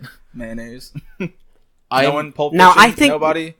God damn, man. The So you part don't like Sorry, mustard? I forget that part. God, we're in, I You don't know, this remember. this boy's right here. He's the one that wants to take away our mustard. I say What do you no mean to take mustard away? control. No mustard control. What do you? I know I love mustard. Oh, you yeah, said you you want love? to take it for yourself. Wait, sure, I'll take it for myself. That's fine. who said they didn't like mustard? I don't think anybody did. No, you're Alex. the only one that puts mustard on everything. Yeah. Well, Oh, you okay. put mustard on everything? Yeah, I can yeah. only It's handle literally it when it's everything. with. Sandwiches, burgers, Sandwiches, whatever. yes, burgers. Yeah, I hot like dogs, it and on corn stuff. dogs. It Yeah, has to that's be what I with said. another And then sauce. just a bowl of mustard that I stick my hand in and I eat it. Ah! No, honestly, Goodbye. No, honestly, best thing. Pro tip, life tip for everybody out there. If you've ever worked out and you're very sore, muscles are very sore or anything like that, you've run too much and you're just really tired and your muscles like the legit sore pain. Right. Mustard, a fuck ton of mustard on bread, roll it up, eat it, and you're good. Isn't that the same thing with pickles? What? Isn't, like pickle juice supposed to be good after I've a never workout? heard about pickle juice. Yeah, because what does mustard do? I don't know. to It's help. like Aren't those just alleviate- things with wanna strong gag. scents? No, isn't it Alleviate. supposed to just? Isn't it like supposed to It just alleviates the pain and stuff. natural osmosis and Something keep the like water that, in maybe. your muscles? I Yeah, or have like no provide idea what you're prevent talking like acid buildup or whatever. I Right, don't know. lactic acid. That's Lactic why acid. you stretch and run after a workout. Yeah, exactly. But Yeah, yeah, the but mustard's supposed mustard, to. huh. Yeah, mustard. Yeah, I'm gonna try that. yeah. I wonder My if old it's poppy just- told me that trick, Oh, your and poppy? I was like, "Ew, mustard's gross, Dad. Sit Why would down, you ever do Granddad. that? Why would you ever do that?" No, it was actually my dad. I wonder if Where's that's your just a mental oxygen, thing. Granddad. My dad, not my granddad. Oh, But yeah. Mr. Parker. Yeah, dude. I just whatever. I don't give a shit. I'll try everything once, like literally everything once. So it's okay. Cocaine. Louis CK. Not even Yeah. once. Yeah, The 2017 no, yeah. Louis C.K. bit. What was that? The newest one Yeah, on no, Netflix I can't where- remember what bit you're talking where about. he's like, I'll try anything once. Like, if it's the most beautiful dick Oh, yeah. ever, I'll try it once. Oh. Like, what if it's like a turtle and it's like some Kenyan food or something? I don't know if they eat turtles in Kenya. But, and then it's like this is the last turtle. Like, I would never eat just a regular turtle. But if it's like, this is the last Last turtle in existence. Yeah. What and the we fuck, cooked it like dude? this, I'm fucking eating that turtle. You try everything once. I mean, Try the turtle. everything. If it's the I'll try last the turtle best in thing existence, once. normally I wouldn't like because that's killing an endangered species. But it's the last It's one. the It's not last gonna one, mate. so it's not going to be able to repopulate. So That's at true. that I couldn't point- do that. That's very true. Mm-mm. Got the dick move. This isn't me. Well, how would they saying this. repopulate This is it? Louis C.K. I don't know. Zach, how would they repopulate the last? I'm not worried about them repopulating. I'm talking stem about cells. this is the last thing in existence. It's the dick move. Just be like, boom, extinct. I mean, You know? That would be I'm gonna kinda die cool, eventually. though. Nature does that every day, though. You could Nature put does that- without That's us. nature. Me personally, no thanks. You could put that on your We're all resume. animals. I all made animals here. turtles extinct. boom. I killed the Galapagos turtle. You're hired. That would be amazing. If honestly, What honestly, the fuck, dude? That would put you what on kind a of list. What kind of life did you have to live to like be able to put that on your resume? I killed one- off the like Galapagos That's turtle. Illegal like the most poaching. interesting man in the world. That Dos is- Equis commercial. That's like, true. Most He killed the interesting last man in the Galapagos Turtles. tortoise. The guy is just gonna don't take one think look you- and you'd be like, so you poached? And you're gonna be like, Oh, No, shit. no. It was served in the shell as a stew. God. I I didn't ordered poach. it. I ordered It the wasn't last. poached eggs. You ever been to that Chinese place off of Stemmons? Oh yeah. Oh, yeah. Okay, that's where it was. It was this wonderful place in Beverly. Yeah. Ooh, it was just a marvelous soup. It's like Stewie. Says Stewie. Dude, I love steak. Sorry, I don't know why I'm thinking about steak How now. the fuck? I'm You just know, thinking I about some can't. good steak. Do you put mustard on steak? No, I don't. So you don't put it on You don't everything. put anything You on a lying good steak. motherfucker. Fucking You don't This put is right. anything Hold on a good on, steak. how do you guys cook your steaks? I don't eat steak. You've asked this question. Have I? before. I don't Have care. you? I, on the podcast you have. with you on it. No. It's just Okay, one of well, I'm his gonna favorite ask it things. again. How do you guys cook your steaks? I do medium well. Whoa! All right, next topic. That's really gross. I'm sorry. I hate you so much right now. Wow. Are you serious? No, I enjoy any kind of steak. Yeah. But I usually go Medium like, rare. are you yeah, I understand that, but are we talking like what I season it with, and what I soak it in, what I dry rub. Like, what are we talking? No, here? just how do you cook it heat wise? It also depends on where you're medium getting rare, it medium too. rare. What do you mean where you're getting it? If you're getting a place where you don't think you should be getting a steak, then like a like a Chili's Denny's or or something. Denny's, yeah. You don't order steak from Chili's or Denny's. That's just it. You do that's the really shitty asshole guy who thinks he's super high class, who's like, I'm gonna have the steak. Give me your best steak. It's only like $18. Never eat a steak below $25 at a restaurant. That's should true. Be a That's rule. very true. That is 100%. Meanwhile, I'm But it also the depends stranger in on a strange on the land. thickness of the steak. Because if it's a thin, like just regular slice of steak or Then whatever, just get a burger. well, no. Like if I'm cooking at home and I buy like short, thin stacks, I'll just put them on the stove or whatever. And if they cook too far through, it's fine. But if I'm It's not cooking like bad. a fillet or Like some a New York sirloin strip or whatever, something, right, yeah. then I'm gonna be extra super careful and Fuck go yeah, dude. medium rare, Oh, maybe that even sounds so rare good. sometimes. I don't know about rare. I've never really tasted a rare, but I will say, there was one experience that I had, and I didn't order it, but I was on a date, and she was like, I'm gonna have the steak, and I was just like, okay.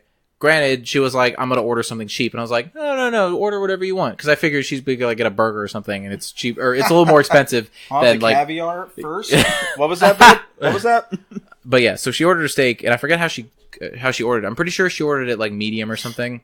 The steak was not cooked at all. It was just like maybe like 5 seconds just to sear it, and that was it. And it was like red. It was like dark red, and I was just like, Send that okay. back.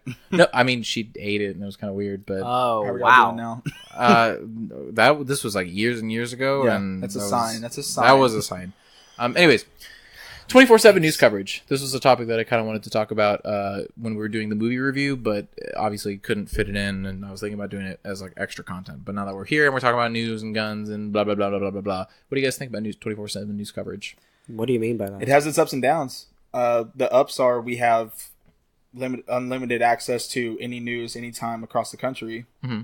The bad news is everyone's competing for that next news story and Okay. the big news story and start competing. And so this is a perfect example. When Tom Petty was put into the hospital, CBS said he's dead, Yep. even though he wasn't, and everybody ran with it because it's 24/7. Everyone's looking for that story, and he died at 8:40 p.m. He died 6 hours later. Oh, he died that same day. Yeah, 8:40. Okay. We were in the Yeah. middle of watching The Usual Suspects. Oh, and when then he- when at the end when I said "Rip Tom Petty" and everyone was like, "He's not dead," I was like, But he is. He's Oh, It's like give it a man. few minutes. "Yeah." Give it a few minutes. Wow! Let that Twitter feed refresh. So we're just talking about like. So I have written down. Explain 24/7. I have 24/7 news coverage, the benefits versus its problems, where it's like this continuous cycle of, Fox, CNN, MSNBC, whatever, all these news coverages where they're looking for the next story. And when there aren't anything, they're going to either expand on the previous story or feed you with, permeate or feed you with just random bullshit of like, oh, look, In other news, here's a kitten on skis. right, or whatever. So obviously it's exaggerated to that point. But have that versus, again, I talk about this guy all the freaking time just because he's part of my life. But Philip DeFranco, he does a more calculated, thoroughly researched and put out talks about news. Is And that so the guy you showed me who ate toothpaste? No. Didn't No. he have a bowl of toothpaste or something? No. No. Phil, What? Phil would not do that. What? Somebody. When did I show you a bowl of toothpaste? I may be thinking of Josh. Josh 'cause who? Wyan. Who's The- Josh the Wyan? tall delivery guy that. Oh, I know him. Yeah. I know him. Yeah. He showed you a video of a guy eating toothpaste? Dude, I swore it was Philip DeFranco. I don't No. know why. I don't think it was Philip DeFranco. Well, that's some ignorant shit. I'm sorry. You're very ignorant. It's Phil's high class. he is. I don't know It about may have high been, class like, higher necessarily. class It may- well, it than may that. have That's been, true. It may have That's been true. Colgate, and he was just, He's just like, forks or man, whatever." that Colgate looks really fucking delicious right now. I would love just a whole bowl of it. Yeah. Waiter, please. I don't eat the That's Arm & fucked up. Hammer store brand toothpaste. Okay, I only eat the finest. Only the Colgate. finest. only the I eat the toothpaste that the one doctor doesn't recommend. That's what I. I would love to just do a video of you going to like a Chili's or something and just ordering toothpaste and just like being Okay. super certain that it's on the menu. And it's like it's almost as if you're referencing it and you're pointing to it, but it's not. It's like some bullshit chicken or something like that. Okay. I want the toothpaste. Sir, feel we like- don't have toothpaste here. I want the toothpaste. All right, go ahead. I Sorry. feel like they Let me would know when. commit you to a mental institution. they call the Chili's cops. is taking control. yeah. Sir, you're gonna need to come with me. What I do? What I do? Toothpaste! All Are they out in the back? Can I speak to a manager? Wait, are these cops going to take me to the toothpaste? Yes, honey. We're going right to the toothpaste. Stop resisting. And we've come full circle, and that's going to be time now. But no, so how he does the shorts, how he does the segments is, he'll maybe spend maybe 2 to 3, obviously because it's a condensed show, but, he'll pick and choose what news. And so you'll have like, the news stream of media and everything going above your head, and he's grabbing certain specific ones that seem relevant and seem important versus the, here's everything. Here's literally, I'm barfing out information. 5 minutes, we're going to talk about this. 10 minutes, we're going to talk about this. Oh, and then we're going to go over here, blah, blah, blah, blah, blah, blah, blah, blah, blah. So, and so in terms of how you're feeding your, receiving your information. I think that's true when it's like local news. Wait, because what's true? They have the barfing out information? Right. I think that's true on local news, but if you watch like any Fox or CNN, they usually stick to a story. Like the whole Trump-Russia thing, CNN and Fox did not leave that alone for the longest time. Right. They would, and that was it. And you had to go to, Channel 11 or Channel 4 or whatever to see like actual local news because the big political ones like MSNBC, CNN, and Fox were just nothing but this one story. And so with that, piggybacking off of that, that's and consider. I guess you can consider it multi-tier. So you have the low level tier of information and news and stuff that's happening locally that's big enough for Fox or whatever, and then you have kind of the next tier, which is violence and maybe cop stuff you have or your whatever. Morning news, which is happy, get you day started. Sure, news, right. Where it's a whole bunch of like happy stories, and then night 3 murders in Oak Cliff or whatever. Right. But I feel like with the Trump and Russia and everything, I think that might have ascended to the next tier where there's nothing else as important as that. Oh, okay. Whereas okay. I think... Then, Well, at the same time with that, when you are a 24/7 news station and that's the one thing that you're covering, you can only cover so much before you just start regurgitating information that you've already said that day. Right. So then do you think maybe instead of regurgitating, you say, well, that's all we have so far, and then just go on to something lesser? Or because I get honestly, I don't care about what some random contributor feels. I don't care about his opinions. I want the news. Yeah. And so what they'll do is, here's this topic. Here's 3 hours of people I've never heard of that talking about that their are, opinion on the that subject. are smart and sophisticated, and here's what they say But about they're the not. topic. Okay. Right. So you find it more valuable to have the information and because I feel like at least having some perspective and some opinion would be good, but you're right, having an extended, hour-long debate of... That's true. It depends on the situation. But and so specifically, with Philip Franco, I'm just going to reference him since he's the basis for, he is my boy. Not really. He's not. I'm not his boy, unfortunately. But anyways, not yet. Not with that attitude. Hear that, Philip? We're coming for you. Oh my God. That's all the time we have. Philip, I'm sorry if you're listening. But So sorry, His Phil. name is Zach. You're gonna have to block him on Twitter. And he is an adorable little. I don't have a Twitter, so it's okay. But I'm an adorable little white Wait, boy, you don't so we'll have a get Twitter? along. Yeah, I deleted mine. Okay, you deleted it. All right. Is that Yeah. on his tag? Like loves adorable little white boys. Is that his thing? I have no idea. Oh, God. But anyways, Okay, well, now let's stop there. Of legal age. No, just stop. So then- just so stop. then- Back to the news. Literally. that's true. But so having these facts and stuff like that, then would you be then let me bring you this one. So if it's like we're gonna have you get home from work or whatever, and here's the real shit news hours where it's like they have whatever's going on, they're gonna slam you in the face with it. So they give you the facts, but then the facts are only maybe an hour, and that's a show. But then now Fox is doing other stuff and branching out into other things. Like what other stuff? You know, Like let's say with the. Yeah, I'm sorry, Alex. I'm going to interrupt you. one thing that we don't cover is a lot of international news. Like, That's true. do you guys Yeah. know about what's going on in Spain? Yes, with in I forget not Cordoba, Catalonia. Thank you, Catalonia in Spain. But that's just like an example. Like, I know what's going on. They're vying for independence. Catalonia and a lot of Americans don't know that that's Spain. going I want on to say right now. Macedonia. Right. What is the place? Macedonia. No, That's not a different Macedonia. place. No, Spain. What's the capital of Spain? It's Barcelona. Barcelona. Excuse me. Thank you. Sorry, with the Barcelona police going in Catalonia. Wait, and is it Madrid or Madrid? Dang, there you go. Thank you. I said Barcelona by default, but I don't know why, because I think it's Madrid. Is it Madrid? I'm pretty sure it's I don't controlled. know. Yes, the capital Regardless. city police. Right. Yes, they're vying for independence, and that's something that Philip Franco's covering, and that's why I know about it. So they're vying for independence, but Spain is literally like, no, you will never be not us. And then they had like a 43% turnout, and like I think out of the 43%, 90% said that they were pro independence. But the thing is, So it's just a city, or is it? it's like a province it's a region. province. It would be Yeah, like a it's region akin type to Texas wanting to secede is essentially what you can right. compare it to. And I so dig it. Spain cracked down so hard on this, they sent like literally police forces to destroy ballot boxes, prevent people from voting. Yeah, it was a Yes. full on They were beating civilians. yeah, rubber bullets and everything. Like they were preventing people from voting. But they still had a 43% turnout plus thousands and thousands of protesters on this whole thing. So, yeah, you're right. The like Fox and CNN, maybe the only international news is look what Trump is doing with some other country. So, Or this It's- is what Trump thinks about a sad country. Right. It's really just it's okay to rehash information because not everyone's watching the news right That's at, true. at the That's same very time, true. right? Like if 9/11 happened, you don't want them to go over it in the morning and then or whatever happened and then Sure.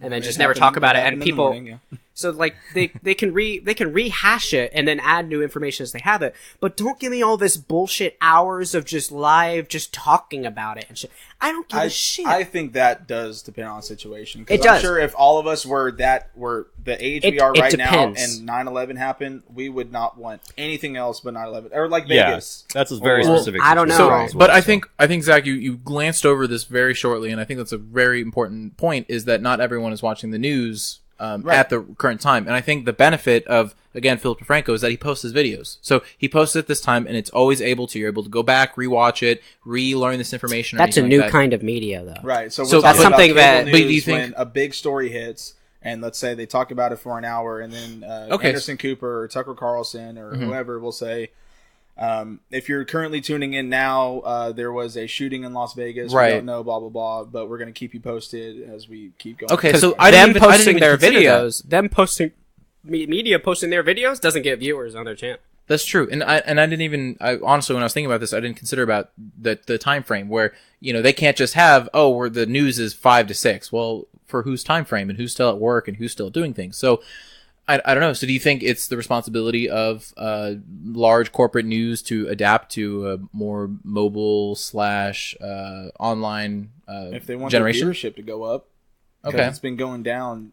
It's been going I- down that because is people true. are tired of their different- shit. That's well, true. because of different online. That's why people media like Philip outlets. DeFranco. They give you the information. Right, you can you see got it whenever. You Phil- don't have to be there right. at that time. You don't have to tune into their channel and wait for them to talk about it. Right. It's just there. Got like Philip DeFranco. You got your Steven Crowders. You got your, I don't know, whoever does the Young Turks or whatever. You've got Yeah. The Daily Wire. You've got all these different media outlets that people are going to because they don't have time to sit around and wait on CNN or Fox to get back to What they wanna want. hear. And it's not even just them getting back to it. Like when Hurricane Harvey was going on and they were doing Houston, they had literal live stream 24/7 footage of the stuff. And I tuned in for a little bit because I'm interested because Right. I want to see. I'm like, oh my god, this devastation. But I very quickly noticed that it wasn't really a live stream. They were showing the same pictures over and over again. Really? And It was on, just on a B-roll. loop. And then just random people talking about it, just like they would on the channels. Oh, wow, and okay. whatnot. And that I find unacceptable. If you're going to do live like news footage of a hurricane. of that kind of stuff, do actual live footage. But they Right. don't. Put your They- reporters out they- there on They the line spend the during minimal amount of hurricane. money for one shopper to do one fly luck. around to get some pictures, and then that's it. And they don't have any real live Well, footage. that wouldn't be safe during a hurricane. no, the but- hurricane already passed, but it was just the flooding. So it was just the There's 50 all the feet flooding. of flooding. Yeah, all of a sudden. Throw a But it- reporter but it's out chopper. on a roof. I mean, It's a And- chopper. Okay. Oh, okay.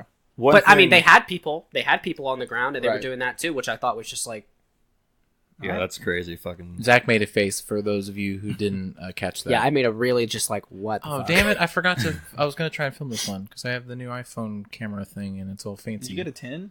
no? I you got an 8? No, the 10 yet. I got an 8. Honestly, I like my the 8. God. So Has what? anyone gotten the new Come on, update? give me some shit. Give me some shit. What's up?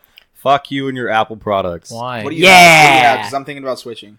Right now, I have Samsung Galaxy S5, so I need to get a new one. But do you like the Samsung? Yes. It's I've got a I Note just 4. I always thought this phone, and a lot of people think, oh, it's ridiculous for you, Zach, to have a big phone. You're such a tiny person. It's the best thing that's ever happened to me. I don't know. Best thing that's ever happened.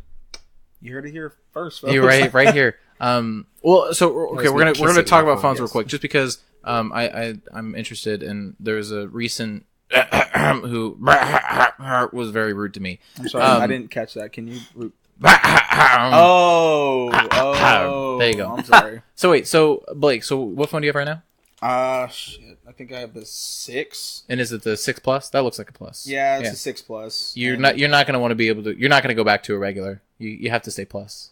Yeah, once you get a bigger phone, it's like you can't go back because then it's smaller. Though, I only use my phone for 4 things, and it's texting, calling, music, and email. Oh, you don't need either of these phones. That's what I'm saying. Get like an LG or right, an HTC. That's what I'm saying. That's why I'm looking to switch, because I have a conspiracy theory about Apple products. Sure. And what's your conspiracy? Shit. My conspiracy theory is, so let's say I keep going and I don't update my phone, or I don't update an app. Oh, it slows down? My phone stops working. Yeah. Oh, no. That's already been proven. Oh, okay. And so I have to either update. Right.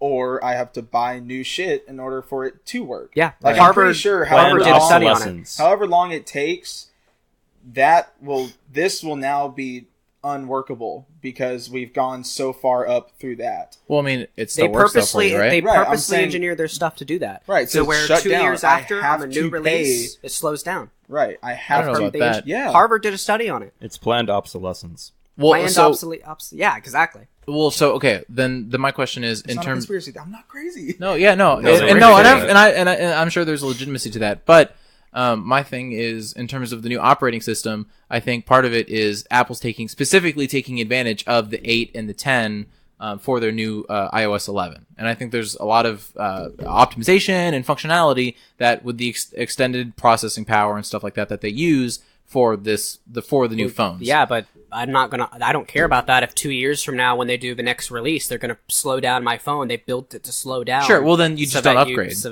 Yeah, but no, you have to if you want a working phone. Yeah, mister, I want a super fast phone.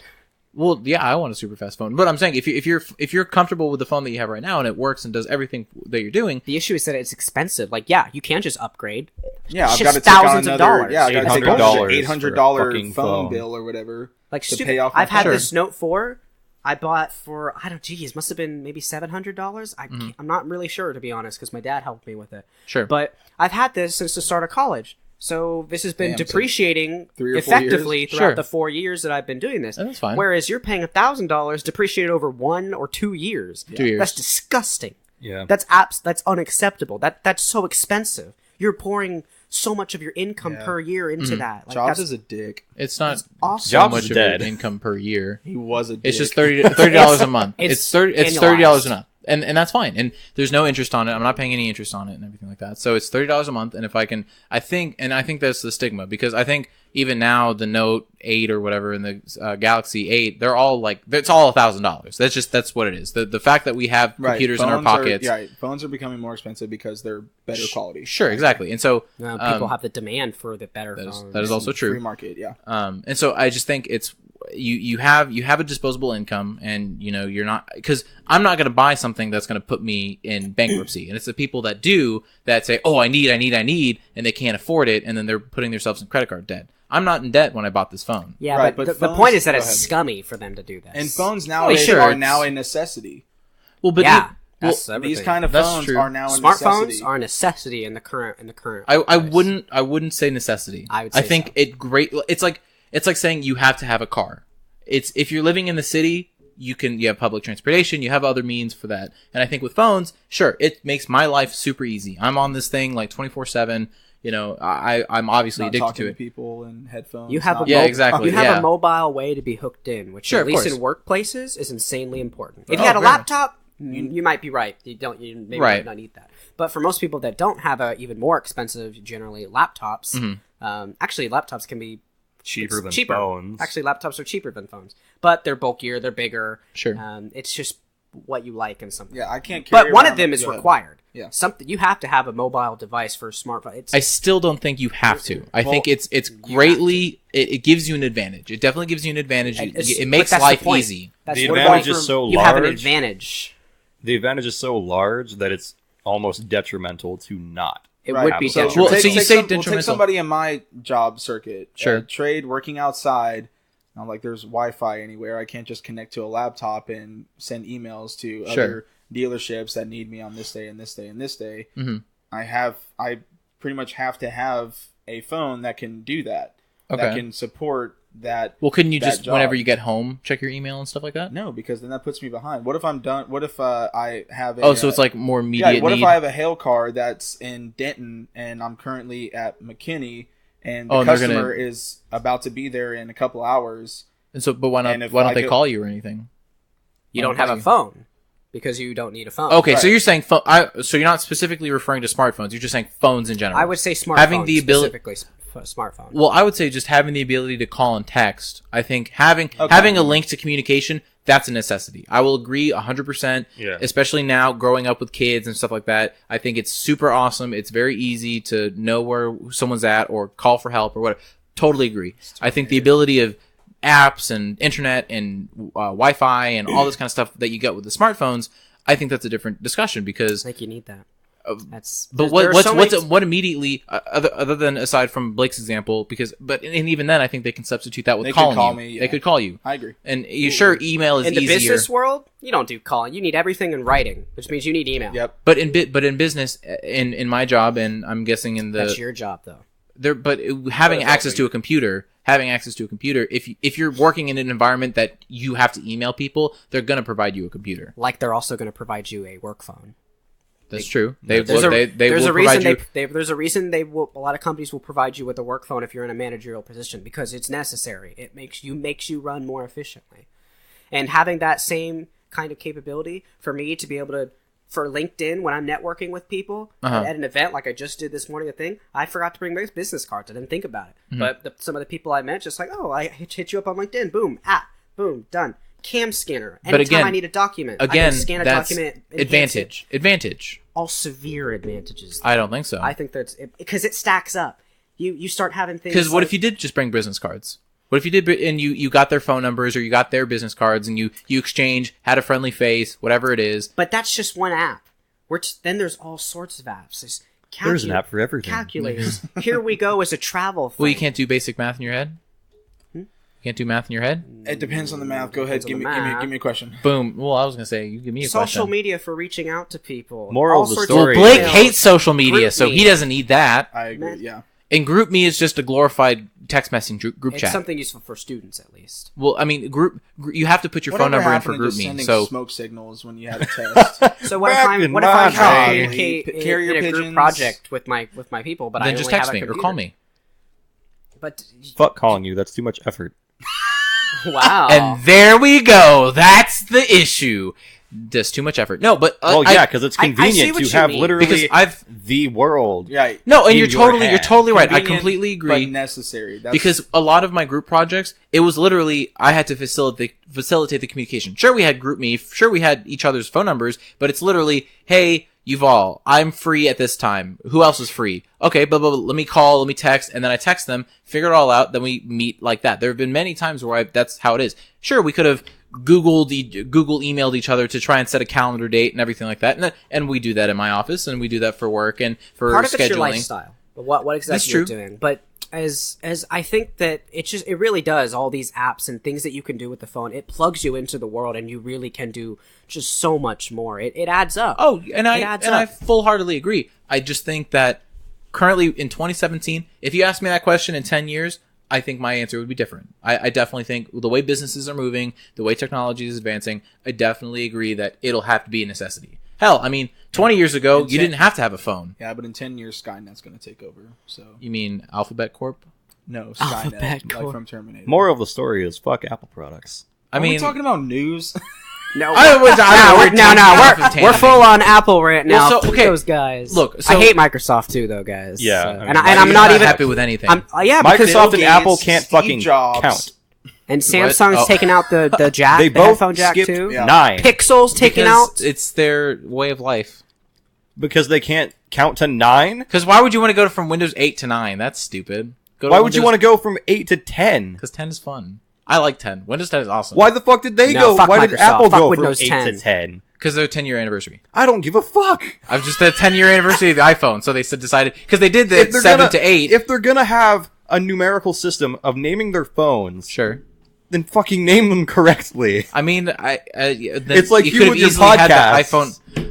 Okay, that's a different story. That's No, because it's I not. recorded a lot of stuff and I That's don't remember the specific numbers. stuff. That's specific. The real the real One problem. thing if we I will want to say- be mad, everybody's taking out the headphone jack. Pixel just announced they're That taking out the pisses me headphone off. jack. I'm totally okay with Google's- that. I'm- No, I want my fucking headphone. I don't want your stupid wireless headphones. It's gonna be. Bluetooth is the way of the future, dude. Those seem easier Don't you love to your lose. music? Those seem less No, reliable. fuck that. I'm not much of an audiophile, but I want to hear my stuff sounding correctly. And I've had some It of this does wireless hear- shit. It's not great. Yeah, if you get like a It's $5 Bluetooth crap, but I It's have the meh. inked wireless right. or whatever. But you have the nice little Apple dongle. That's a wonderful $90 Oh, well, I mean, or whatever. It comes with the phone. You And get it for I free. really love- Now they give it. Have you seen the standard? newest They Apple dongle? gave it standard before. Yeah, they No, they gave didn't. headphones Yeah, they did. standard. Yeah, they had little With the headphone iPhone- and charger thing. In As the soon box. as they, as The soon as adapter? yes, they gave Yeah. the adapter for free. Uh-huh. That's why I don't know why people were bitching about it. Where if you're buying this adapter? phone, you're getting the Then why were people coming in and buying it? because they lose it. But they said that they didn't have it. And then I don't know, they're lying because the iPhone 7 or whatever comes with the dongle. The iPhone 7, the iPhone 8, the Which iPhone 10. dongle? Is that the The adapter So for so the you just have the 3.5 charging port now. millimeter jack. You Dongle is just a funny plug word. in the dongle and then you can plug in your. It's a 3.5 millimeter adapter. So you yeah, plug that in. I find that hilarious. We're taking out the head. We're removing a feature so that we can charge you for another dongle. Good old dongle. it so that you comes can get with a the thing. product though. Yeah, but why? But it's being built. But why? if Why you would you take take it out, but still give them the fucking adapter, why did you take it out? Because they know people people like lose you it. who bitch and complain, or I'm sorry, people like Zach who bitch and complain because they like their clear audio, even though Bluetooth 4.5 or whatever is like just fine. It doesn't make any sense though. Like I- if you're it's- going to give someone the adapter, Sure, they after could- taking Why away, would they not build it in? Yeah, it's just like keep it Why? on the I don't know. phone. Oh, you know why? Because For- they know people for lose whatever- the dongles and they have to come back and buy a new dongle. I don't think it's Yeah. necessarily that. No, I I think think it's it is. They based know. on the They know. architect. If you open up the phone, I'm sure based on the architecture of the phone and how it's designed and how they're putting everything, it's I've seen the adapter or whatever. I've opened up a 6 or a whatever, and I've seen the adapter, and it's like a chunk like this size of that corner of the phone is to that. So what And you're do you know how saying much is that space you could Apple free up? isn't a good enough company to be able to build that into their product like other companies, even though now everyone's not. Now doing it. everyone's But- moving away, but right? still, yeah, that's because Apple did it. No, it's not because it's a design feature. So right, you're right. So Apple set the milestone and said, And you know, everyone we was don't like, need okay, that. Apple's doing it. It's totally fine to do it now because But now everyone's a cult. they can gain access to that extra space and do what? Don't buy add Apple more products. pro- To make, add more to make the resistors. product more expensive? add more resistors, add more capacitors, add more shit to make your shit go faster. Yeah. I'm sure that's what they did with that space. only I'm March. sure that that. I would love to crack open this phone and if you give I if would you give me love to as $1,000, well. I'll crack open my phone and Nah. see what's They inside. took out the jack, have a new dongle that you might lose, so you pay more money for it. Oh, and they raised the price of the thing because they are putting more stuff in, supposedly. But that's everybody though. So I mean, you can't necessarily be mad at Apple. But you have but you have I'm the mad 8, at them for right? setting Yeah, I a have an 8. standard. So the 10, Mm-hmm. I want to know everybody's opinion on this. The 10 has a glass front and a glass back. This has a glass back as well. Fuck that. The Galaxy S8 has a glass back as well. Galaxy's been doing glass backs since like 7 or 6. Yeah, and I fucking hate that. I don't know. I think it's You alright. drop the phone, Sure, it's and then fucked. yeah, it's fucked. Yeah, like it's completely fucked. There's Sure. no saving. that's it. why you wear a case. Yeah, that's but why you get this cool case because then you can see the glass back, Ooh, and then one you thing can. about cases. Okay, apparently You have a chunky case. Fuck yeah, I do. hate chunky cases. Apparently, OtterBox, like they're from the way they're designed and where they shape. Apparently, and when my phone like lost complete signal and it had just had the searching thing up in the top left corner, Uh-huh. and so I took it in to get it checked out or get it replaced or whatever. And they said, yeah, we've had this is like a nationwide thing where OtterBoxes like will ruin phones because they'll like Really? bend them Oh. to they're like that now, Oh. and they'll stop working. Well, I know there was that thing when they first announced the Plus where chicks were putting them in their back pockets and they had fat booties and the iPhones were They were bending to the fat curving. booties. The reason why I remember that. OtterBoxes are best. Well, I mean, if an OtterBox can't defend against a fat booty, then I don't know what can. That's What a can damn defend nice. against Yeah, That's true. I'm The weak real to a fat question booty. is why do they put phones in their back pocket? because that is women weird. don't have That's the pockets. real No, question. because women wanna- are so tied up front. That's dude. true. Yeah, Or but, women like- just don't have pockets. Like That lot is of- also true. Yeah, a lot of pants that That's they buy don't weird. have pockets. It's like anything but your back pocket. I would never Maybe put my they- phone where maybe where they, like like- anybody could be like yoink.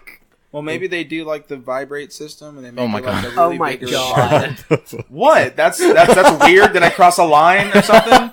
Well, I think then we need to talk about why girls don't have front pockets in their pants. I have no Because idea. jeans are tight on Because girls. I've seen why girls don't they with wear normal loose- jeans with Yeah. front Because pockets. no one wants to see a girl in '90s mom jeans anymore. That's sexist. There's normal It's jeans. not sexist. That's just the way the I fashion. do. That's the way I the want to fashion see community has. women in '90s Go flower look pants. at a we don't want to know catalog your for 96. fetishes. That's true. Yuval. That's and then true. let me know how long it takes for you to jerk off to that. I don't jerk off to catalogs. Thank you very much. Fuck you. You're better than I the am. '90s guys. think you're that better than me? jerk off to Sears. Anyways, back to the iPhones. Fuck Apple products. This is already boring. All right, I mean, we can. That's fine. I know you I hate all tech and that's fine. companies, and it makes that's me fine. annoyed that they're just beating the consumer. Just That's Yeah, totally- like that's the totally consumer Ubisoft lets with it South happen. Park. Holy shit. I love that. What's wrong with that? What do you Dude, say? it's taken them 4 years to come out with the new video game. It's coming out like this year, I think. No. Yes, it is. It's coming out like in November, maybe even this month. I'm pretty sure it comes out in October. Coming out pretty soon. Like, actually. I thought October- it was late October, but I could be wrong. Yeah, I'm pretty sure it's October. Okay, dude. well, 2 years ago they were like, "Oh, it's coming up. It's No, coming you're real right. quick." But it's going to be a good game. It is. What's the new layout? Like, you can now like move your player closer to. It's literally D&D 4th edition. Is it really? It is. Did they do that? Like they have combat advantage, I think, and they have like tactical advantage, and you can move Except around. It's Coon and Friends. Not You know, I don't know if you can blame. Yeah, sure. I don't know if you can blame Ubisoft for that because I bet you anything that in order to get the games in the first Out place, the door, and then here, guys, we're gonna take a quick break, real quick, while Alex pees because I don't want him to miss any of the conversation. I also have to urinate. Oh, so all right, we're just gonna take a quick natural break. So, all right, natural break. We're not going to be doing it at the second. same time. I want to make that. No, we're Unless- gonna do all at the same time. yeah, I'll make that very clear. Okay. All right, and we're back, and I have food, and people peed, and Zach was complaining, and we said a few things about other stuff, but I think we're ready to move on to the next topic. Moral of the story, everybody lives how they want to live, right? Can we all agree to that? Amen. And fuck Apple products. I mean, that's I don't know if you can physically do that. all but- tech companies. You could physically. Would if you, tried hard would you enough. buy would you buy an eye pocket pussy? Now with the Can new, it Be an play- Apple product. Can it play music? Play music. It can sync to your phone and play music. You can text people while using it. Yeah. It This- vibrates to the music that you're playing. this is where Apple takes it to the next level with introducing new dongle, and it's like an actual dongle. The eye dongle. Could they do that The with eye like dongle. chicks too, like a little silver bullet? That would be the Apple? dongle. Yeah, probably. That would be the dongle. The dongle would be the chick Oh, version. okay. Well, could they do that for dudes if they like that stuff? I mean, if you're weird like that, I don't Why know. is that weird? They could make it. because that would make you gay. No, it wouldn't. You'd be first in line for that. 'cause it's an Apple product. So You've all would be over here like in public, just like look, guys, just give it a good old. I washed it. I promise. No, I'm just kidding. It doesn't even smell bad. Look, I washed it, I promised, last year. All right. So last thing I want to talk about while I chew food. What? I'm What was that sure. like? Is it our time for podcast lightning wants round? to do that. Lightning No, round. we'll talk about one topic and then we'll do lightning round because I've legitimately gotten irritated about this. All right. It's my sports theory. Have you guys heard of my sports theory of No, go. on raising children? What? Okay. No, go. All right. So hold on, let me chew my food. No, you don't get to chew. Choke. And You've let's all go. currently chewing his food. Thank you for the live commentary. All right, so my sports theory is, and take it how you will, either lightly or more seriously. I take it on the little more serious side. Is you know how there's a lot of really weird, fucked up kids. You know how currently helicopter parents, are pushing this agenda of everyone special. Correct? You are all Yeah. familiar with what I'm talking about. yeah, it was the self-esteem movement started in the early 70s. Right. So self-esteem movement, everyone special, participation trophies, blah blah blah blah blah. There's you are your own snowflake. Okay, to an extent, I agree with that. Sure, you should have at least some unique personality that sets yourself apart from the masses, and that's great. It's great to have. But it's the screaming, yelling, insane people who get in your face and say, "I'm special and you're wrong because I'm right," or whatever it is. And I'm sure everyone has a picture of Kids who that go to I'm. Jesuit, yeah. I don't know what that is. Oh my gosh. The What is shots Jesuit? guys- Fired. What is Jesuit? It's a private. Cool. All right, that's all I needed to know. Yep. Anyways, so my theory is that as long as you put your kids through a sport, a team sport specifically, while they're young, they have less likely to have tendencies to lead towards these outrageous and crazy behaviors. I think specifically being in an environment where if you are if you specifically are over outstanding, overachieving, over whatever, and you solely focus on yourself, you're going to get shit from your team. Either in basketball, you're going to be called a ball hog, or you're going to be a cocky douchebag no one wants to hang out with. Yeah. Exactly, and you're going to get shit from your team. Whereas if you're not like that and you implement whatever plays that you're doing, or you work well with other people, I think it gives you kind of those steps in the building blocks of correct social behavior.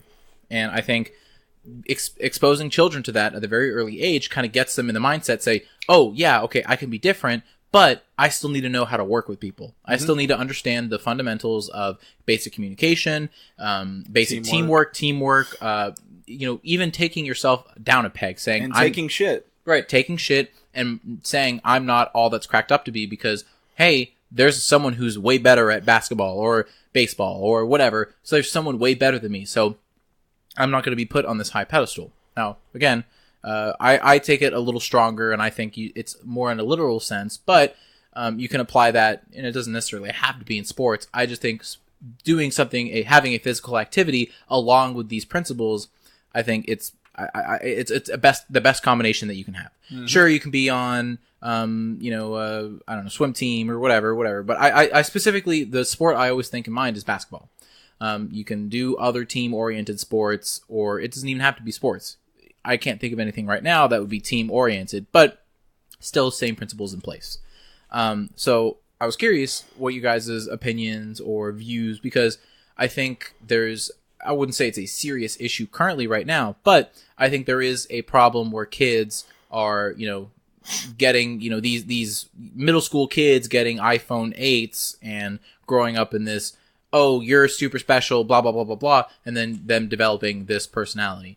I think that's just parenting, though. That's and once again, that starts going into a really complicated thing of social structures and all sorts of just crazy stuff. But I think a lot of that comes down to parenting. I don't think it needs to be like when you need to have them on a sports team or to do like team building exercises so that you're surrounded by other people and can be knocked down a peg, so to speak. I think your parents just need to treat you in a way, like they need to treat you with warmth and trust rather than just constantly praising you and stuff like that. And a lot of them will do that. And it's not like they don't intend that, or maybe they do, or I don't know.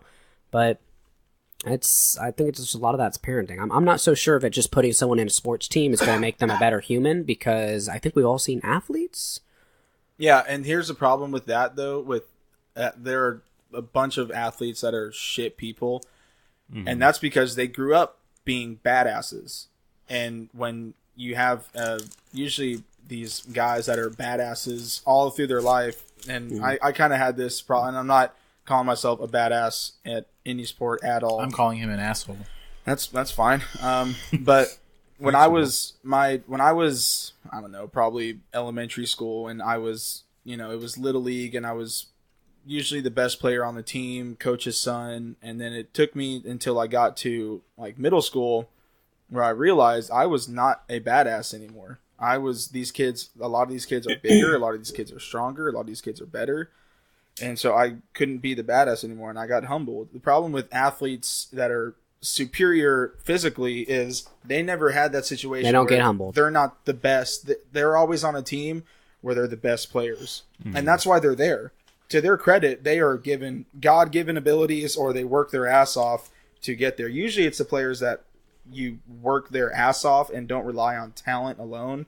All these players are talented and they work hard.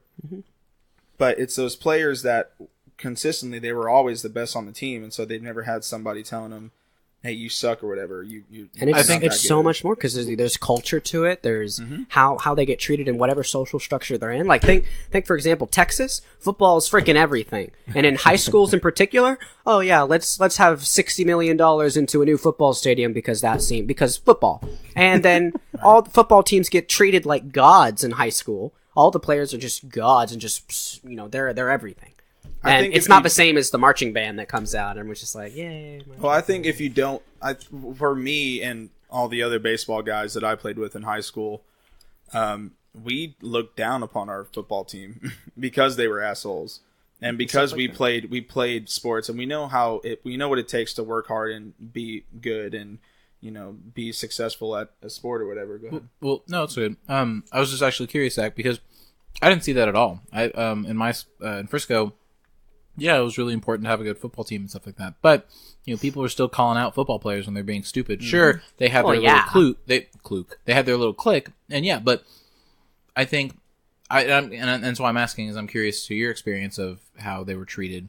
And I didn't necessarily mean for this conversation to delve specifically into the sports. Right. I was thinking more of the child raising we'll aspect. get back to that. It's- What I high guess- school did you go to? I went to Plano East. They So fucking sucked at sports. Yeah. All their sports. yeah, they're not even they're not even good. But that doesn't make a point. They still get treated differently. That's what It's I'm very saying. obvious. Yeah, but I'm saying if you went to Allen and you won Oh 4 my state gosh. championships in a row, and you have players that will be going Mhm. into the NFL in the next 2 years, yeah, you know what it is like. Yep. I'm sure Kyler Murray, when he was there and you were there with him, he was the shit, And, To his credit, he was a nice guy. yeah, well, So- not my experience with him.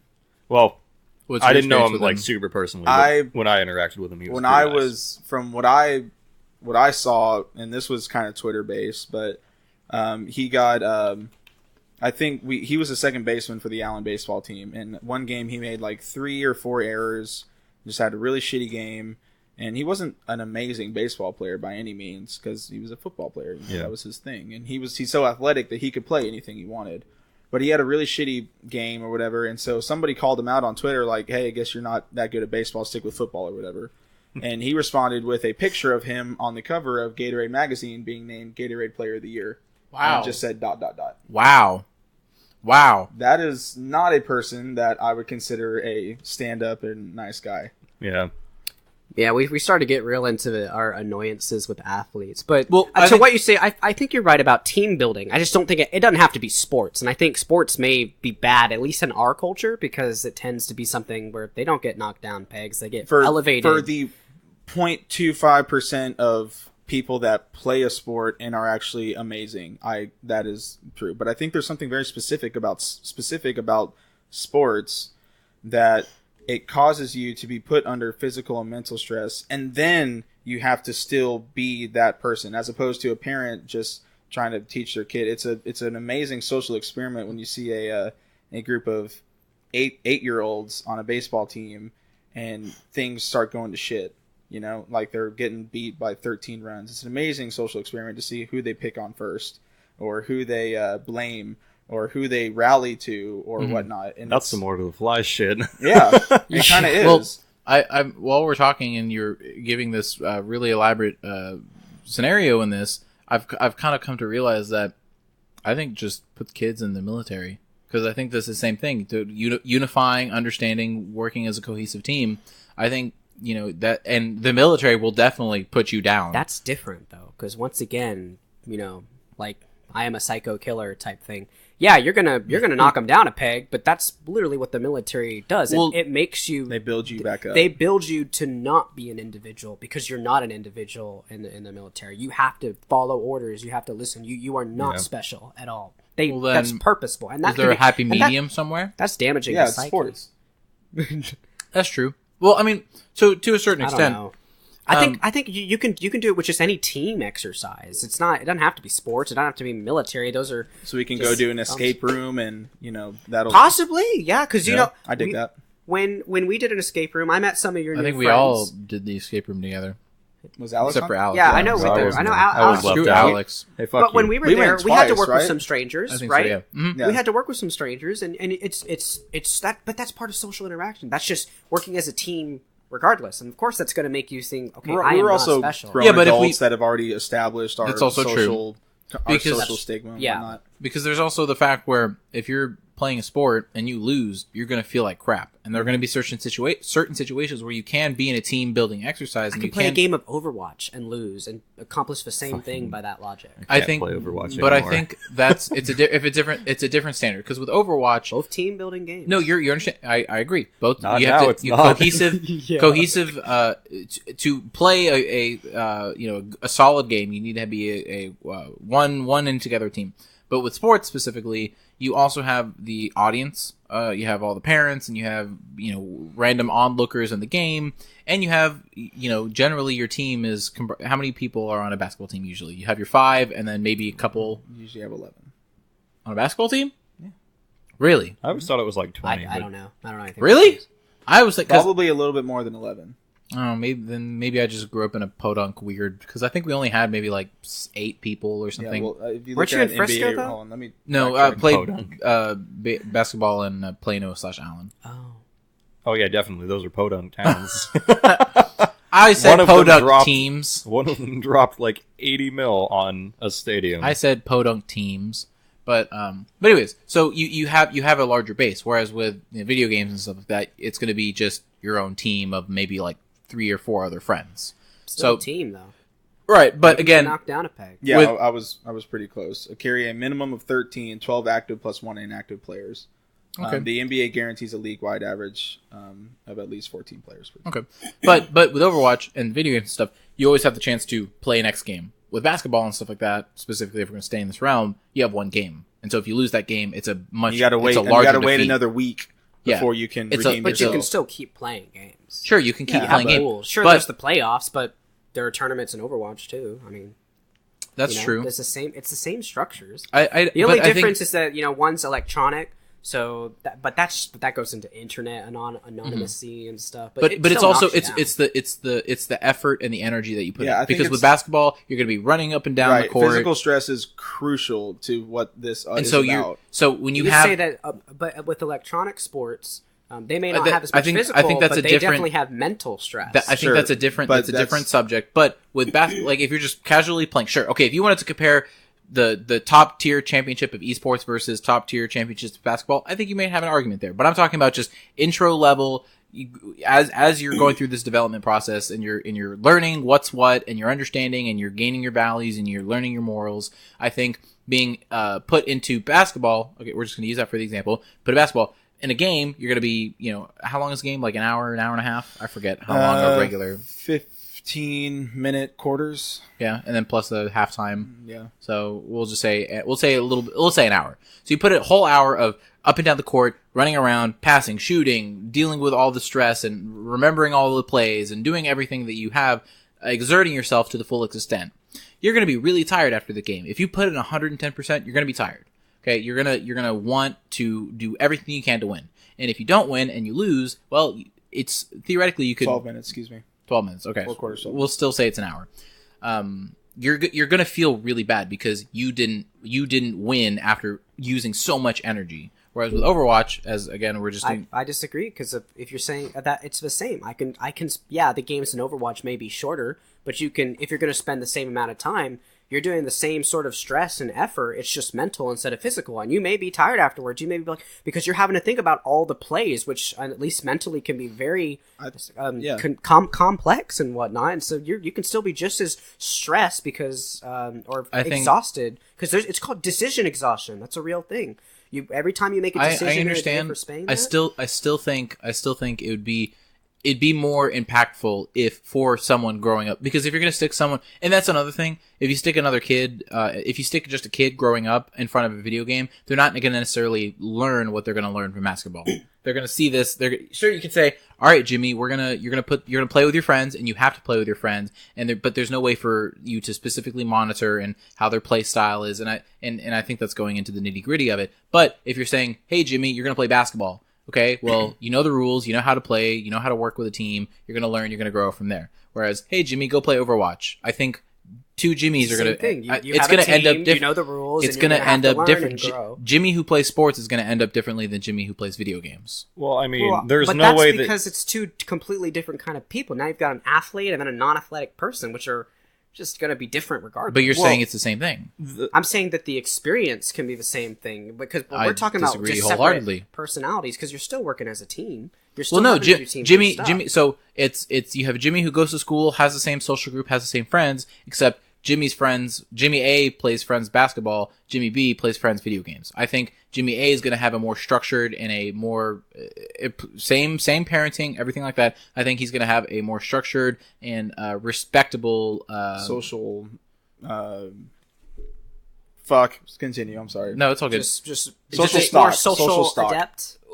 But not even social adept. But in terms of morals and understandings, I think they'll have growing up doing that. I think they're gonna have a better foothold there. I don't know about the thing that. about that is you can't really say that one of them will learn their morals or whatever From either, more than 'cause the it can other. go either way. Yeah, because humans are all different. So you can be brought up in the shittiest situation, and you can become a saint, Sure. or you can become a fucking asshole. No, and I understand there is there is that outlining variable, but what I'm trying to say is I think so I might not have been as clear as trying to say it until now. I think doing the sport route, and again, it doesn't have to be basketball, just doing the sport route and putting your child in that situation, I think that's going to help them, give them a slightly better chance or a slightly better lead to lean on the, don't talk back to your parents, don't be a piece of shit. Yeah, don't talk back to your coach, otherwise you're going to get punished Exactly, for it. exactly. Don't talk to other players. Having a respect of authority. I think you're going to see that more. And again, you're right. Humans are different. Humans can whatever. You can have piece of shit basketball players I think at that point, that's just up to the person. Let me ask you a question. How much shit talking goes into a game of Overwatch? A lot. Probably a similar amount to shit talking that goes on in not sports. teammate to teammate. That's the thing, though. So my teammate, go ahead, Alex. I'm sorry, but that's different because sometimes you're going to have dick athletes. Sometimes you're going to have nice athletes. Sometimes you're going to have you're going to have dick internet users like the trollers and whatnot, and sometimes you're going to have nice internet users. Yeah, the difference is the dick athlete gets shunned by his teammates and usually loses interest. Versus a video game, you can just move from party to party, if I'm not mistaken. Or you can always new games. You can always just enter in a different lobby. That goes into internet anonymity, though. But in that same vein, so you can have are we talking when we're talking about like the Overwatch example? Sure. We'll just say basketball Overwatch, just for the sake of argument. But in that vein, are we talking professional level Overwatch and professional level basketball? No, this is kids. Kids going like but elementary school, middle school. If you don't like your team or you don't like somebody on your team, you can always switch teams in basketball. It's not that easy though.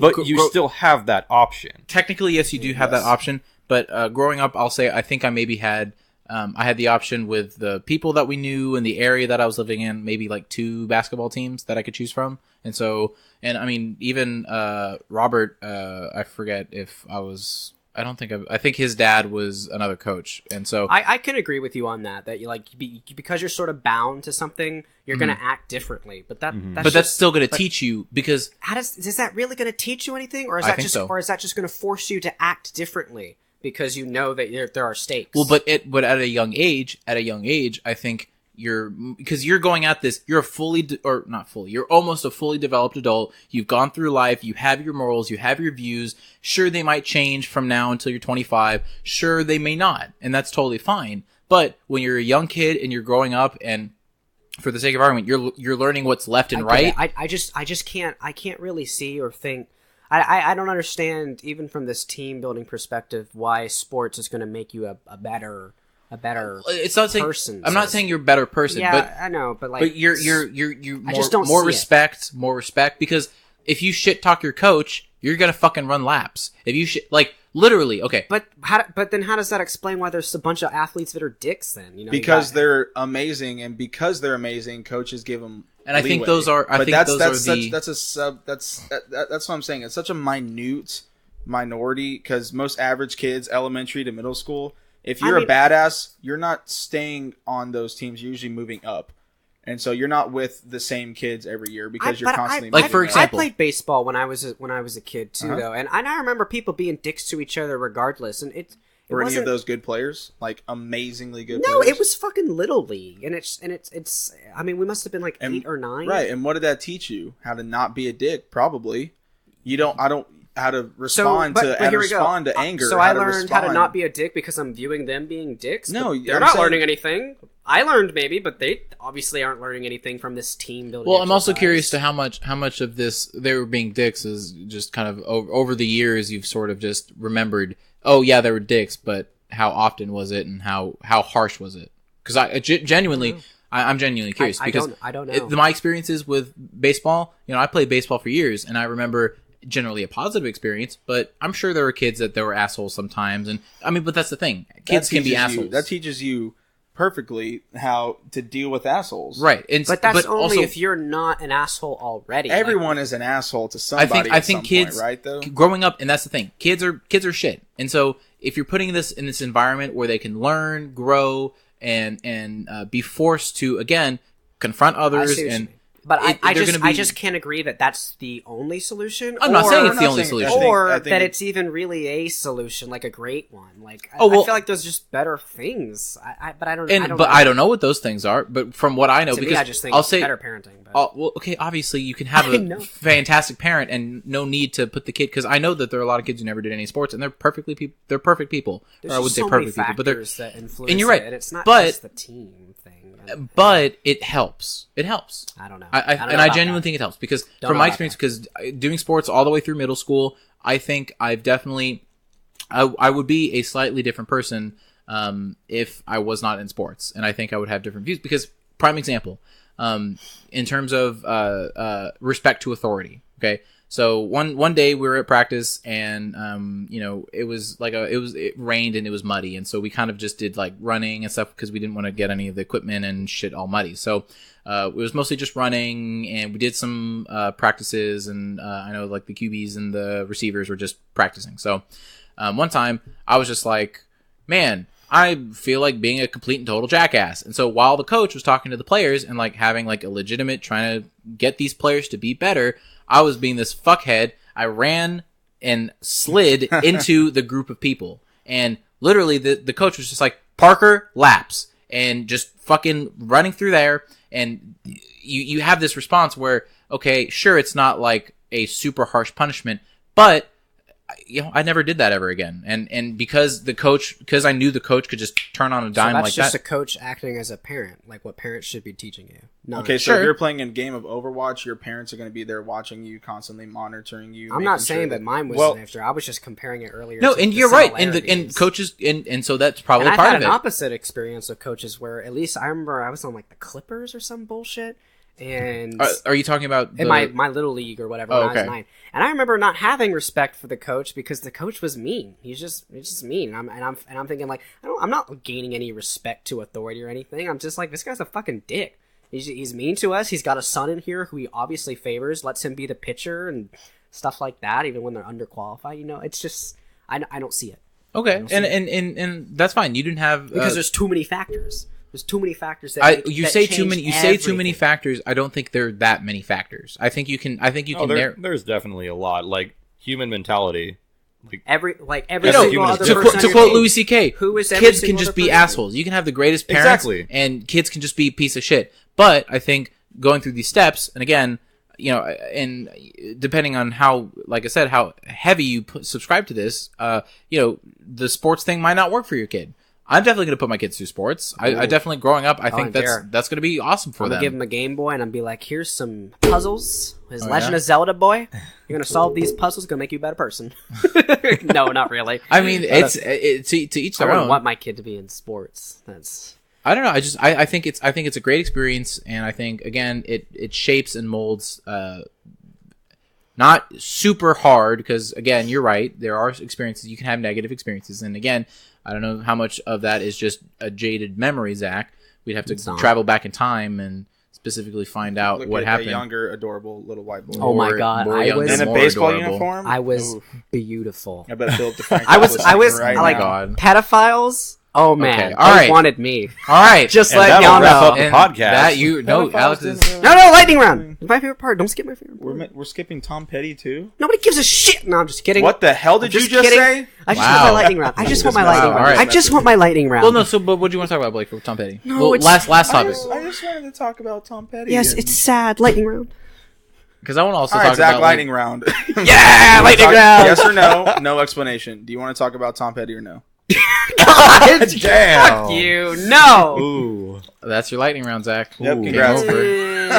Alright, you can cut his mic. Anyway, I'm here for 2.5 hours, and the bitch won't even give me my lightning round. It's only 2 hours and 11 minutes and counting. Well, I mean, I really hate to say this, so I don't have lightning round questions right now. So let's talk about Tom Petty while I look up questions.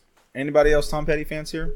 Yes. I'm not gonna lie. I don't know who that is. I never listened to his music, but Well, I know who I he was. stand my ground. No, whoa, What? whoa, Well, whoa. I won't back down. Oh, that guy? Yeah, Or you can now pay I'm me free free falling. Oh. That guy.